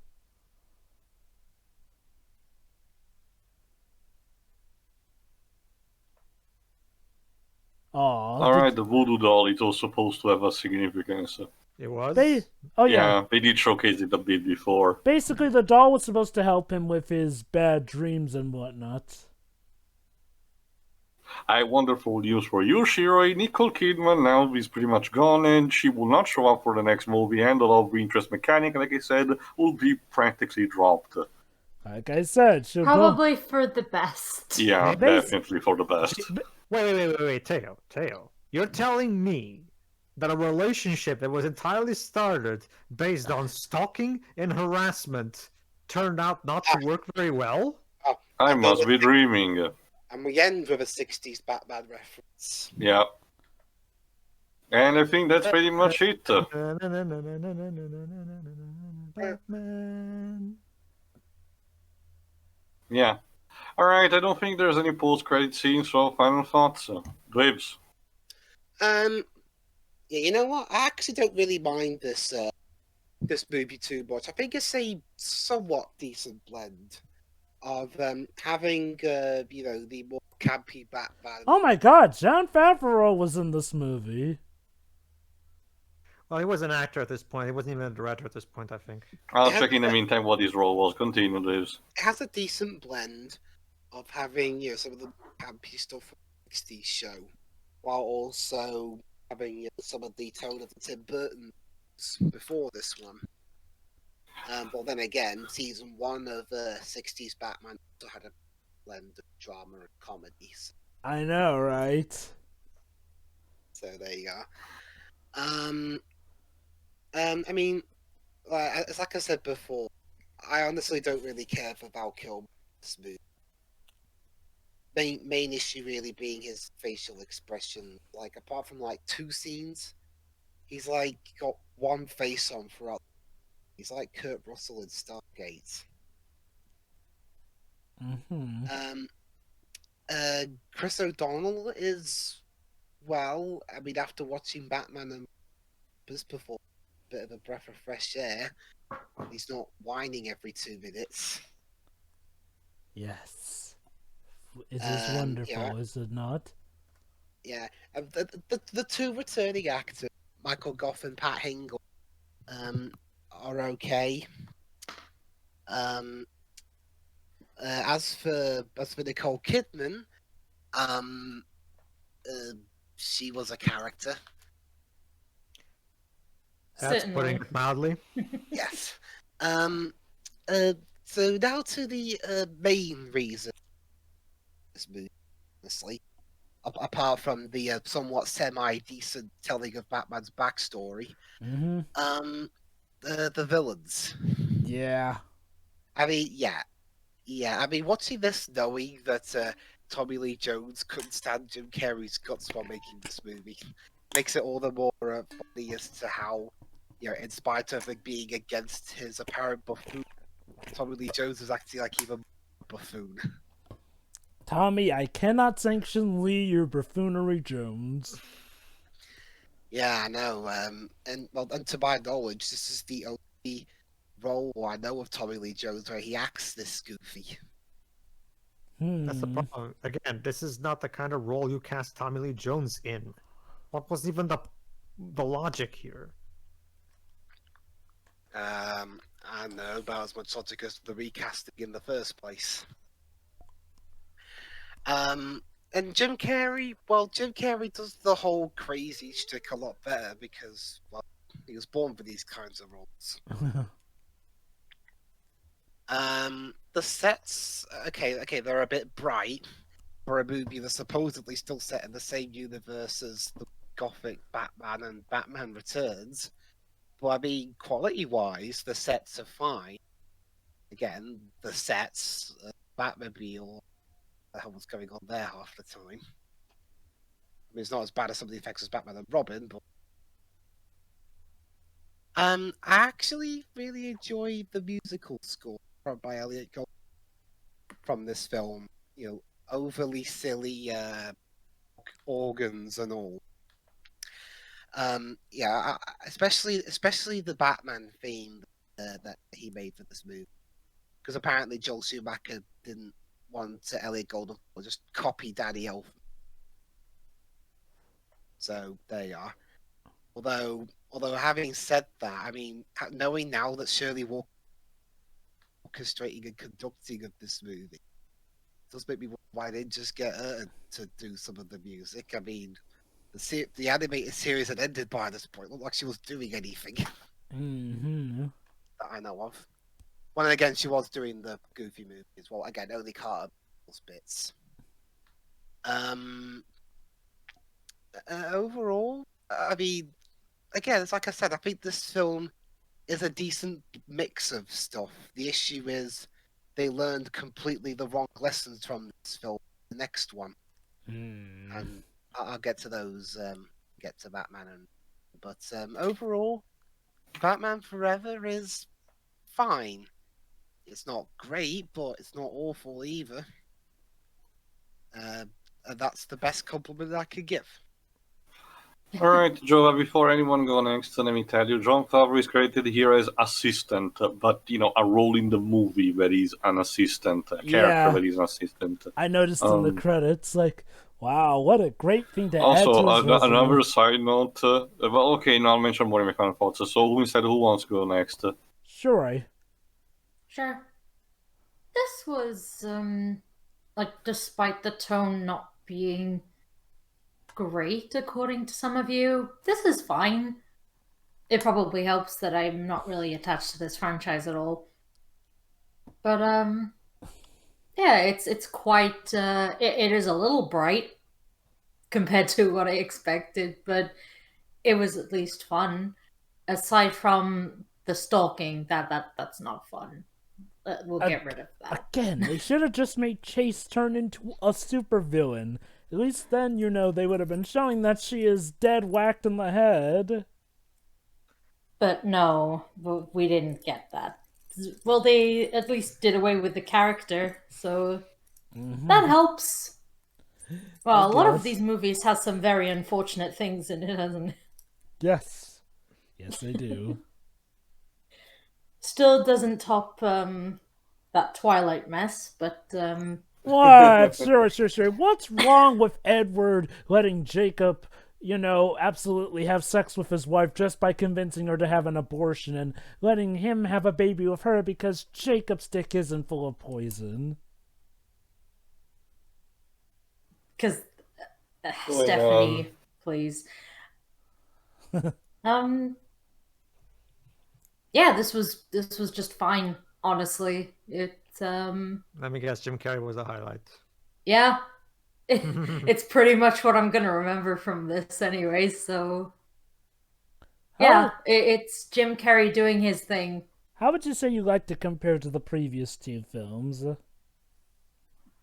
I don't really remember a lot from the previous two because it has been a bit. I don't even remember what I said about them, to be honest. I recall you liked them both, but you liked the 89 one better. But again, this was fine. Yeah. Alright, I'll go next. Before anything, let me just say this, because I noticed. I know that "The Kiss from a Rose" is a very popular song, but I do remember one of the early years that I was on the internet, there was this AMV on YouTube. Long story for the younger in the audience. Basically, back in the day, people loved to just put anime clips with random songs. And it was I was exposed to these songs thanks to an MV of Strawberry Panic, of all things, using Kiss from a Rose. Weird. Anyway, this movie was... it's entertaining, definitely, but it's a step down from the previous movies. I'm sorry. I still prefer Batman Returns on my own. But I have to admit, I do enjoy Jim Carrey as the Riddler. He really is the highlight of the movie. The problem is that everything else is just not standing. Like Val Kilmer as Batman, Chris O'Donnell as Robin, Tommy Jones as Two-Face. Even the returning actor don't seem to have that spark. Pat Ingle as Commissioner Gordon finally gets to do more, and he's treated like a buffoon in this movie. That's sad. The story is acceptable, but not super memorable, and the random insert songs kind of are not really feeling, and I'm not really feeling them in the movie. So there's that. The CGI has aged horribly. The props are fine, except the couple of moments where you can clearly see they're just floppy pieces of gum or clown plastic, like the Statue of Liberty or the fin that opens for the Batmobile. And the product placement is just too much on the nose. Like, I get that over the years, Joe Schumacher was not really the big culprit for everything in this movie, but the product is still not really good for me. So I'm sorry. Still prefer Batman Returns, but it's not over, I know. So in the meantime, next. Pedro. Yes. Again, it's just like I said, I can enjoy this movie fine enough as a more campy take on Batman that's just kind of goofy. And that's it. The problem is, it wasn't sold to me as such. It was sold to me as the next Batman movie after the first two. So, but Pedro, it's a Tim Burton production. That totally means that it'll probably be the true sequel follow-up, right? That's the problem. Again, yeah, when this movie came out, it came out with the wrong context. Okay, it wasn't. Like if they would have at least been honest about it, it wouldn't have been a problem. You know, that's the basic point of it. As for judging the movie on its own, again, there are good ideas for the story here, and I do appreciate the fact that it focuses on Batman for a change more. But it still fails to be a memorable movie because, again, it's basically my basic theory on why Shiroi has trouble remembering the movies of this specific franchise. Because the big problem with these movies is that even when they're trying to tell a story, the ideas are always incomplete, not fleshed out enough. There's not enough build-up to make the payoff moment. Like I said, that moment where Bruce gets saved by Robin. You know, that's the music even swells up to be a triumphant moment and everything. The problem is that only works if you build up to it. You have to do all the legwork to earn those moments. You can't just have those moments without the proper build-up, because these Batman and Robin barely actually interact in this movie. And even when they're interacting, most of the time they're just arguing. So the supposed chemistry during the climax is not really believable. That's the problem. You see, while it's not as much of an offense as the Tim Burton movies, this movie still does do that thing where the villains do, in fact, go out of the way. Jim Carrey pretty much steals the show. Mm-hmm. You know, and even though it's not as bad as and not bad is too strong a word, and even though it's not as misguided of a problem as Penguin stealing the show in Batman Returns, there's still that problem where the villains are always given more interesting stuff to do in the movie than Batman, and that's my problem with these movies. Yes, I get it. Like Jova said, Batman, of all the superheroes, is probably the one that has the best role of villains. Yes, I get that.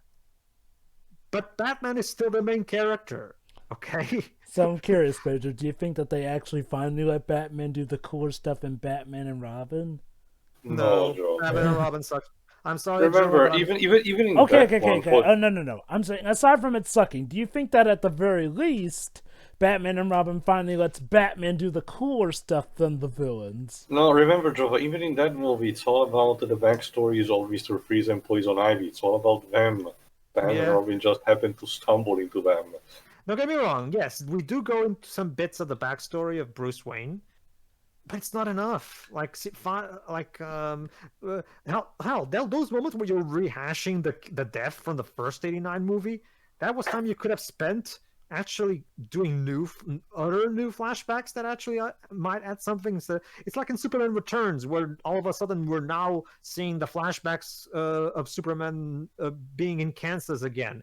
Why are we watching this? We already saw this in the first movie. Like, whatever. The point is, I'm sorry, Jova, but I'm gonna have to side with Dark Loja, the one, as I've always had, even before he made that video where he said it. Like, to me, Batman Returns was the first Batman live action film to properly get the Batman character right and actually properly have a good balance between focus on especially the Darkness, where basically they did a great job in focusing equally both on Joker and on Batman, to the point where they feel like true equal characters that are duking it out, whereas these movies always feel unbalanced, even at their best. So and that's the primary issue. But again, divorcing myself from all that context, yeah, it is a perfectly enjoyable popcorn movie. I just wish I didn't have to constantly, condition myself so much to enjoy it, If you want to enjoy the movie, you just have to ignore the movie. Pretend you don't know about the comics. Pretend you don't know about the previous films. That's the problem. I have to, completely readjust my brain, and it's a lot of work, and it shouldn't be like this. By this point we should have known better. But anyway, yeah, that's about it for me. Jova, close us out. Yeah, like I said, I still do like this movie, but I do see that it is very much a clear step down. Now, the Burton Batman films, those felt like they definitely knew what they wanted to do. Which is why I can find them, to be more memorable than Batman Forever. Yeah, when it comes to the 4 Batman films, Batman Forever tends to get the least amount of mention. And I think that is partially because it does manage to thankfully toe the line better than Batman and Robin did. But unfortunately, as a result, it may come off to some like it doesn't know what it wants to do. I'd argue it does know what it wants to do, the problem lies in the execution. And it really is hard to tell how much of this is actually directorial choices or choices enforced by the executive meddling here and there. That said, though, as the movie on its own, like Shiroi and Dweeb said, it's a relatively fine and enjoying and, I'm gonna say, overall a fun picture. Yes, I still do hate that they whitewashed Harvey Dent, but I'll give Tommy Lee this, he is trying, despite everything. And like I said, in some weird, pseudo-Frankenstein kind of way, his interactions with Jim Carrey in the movie are arguably some of the best things of the damn movie. As for Bruce, yeah, it does seem like they're trying to focus more on his character. And be it as it may, it is interesting to see his development finally take a bit more of an interesting arc here and there. Again, you know, it is kind of a weird thing. For as much as the Schumacher films arguably aren't as good as the Burton ones, one thing they did kind of do better was focusing on actually developing Batman's character more so. Don't get me wrong, Batman Returns also did that, but it was a lot more subtle per se than the advancements that we get in this and Batman and Robin. That said, the relationship with Chase is so all kinds of wrong in so many ways. Chase is a mess. And so much so that even the writers agreed and pretty much dropped her off from the plot. So, yeah. That was a thing.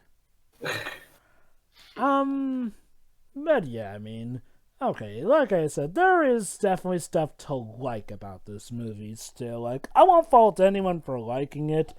I myself still do like it, you know. It definitely does have its problems and quirks in there, but it's not something that, you know, I would say ruined Batman or anything. Oh, no.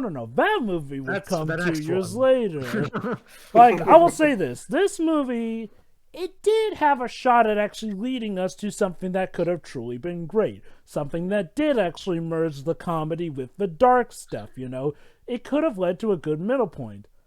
The problem is, it didn't. Oh no, what it led to is... oh boy. A terror. A freaking terror. In fact, the...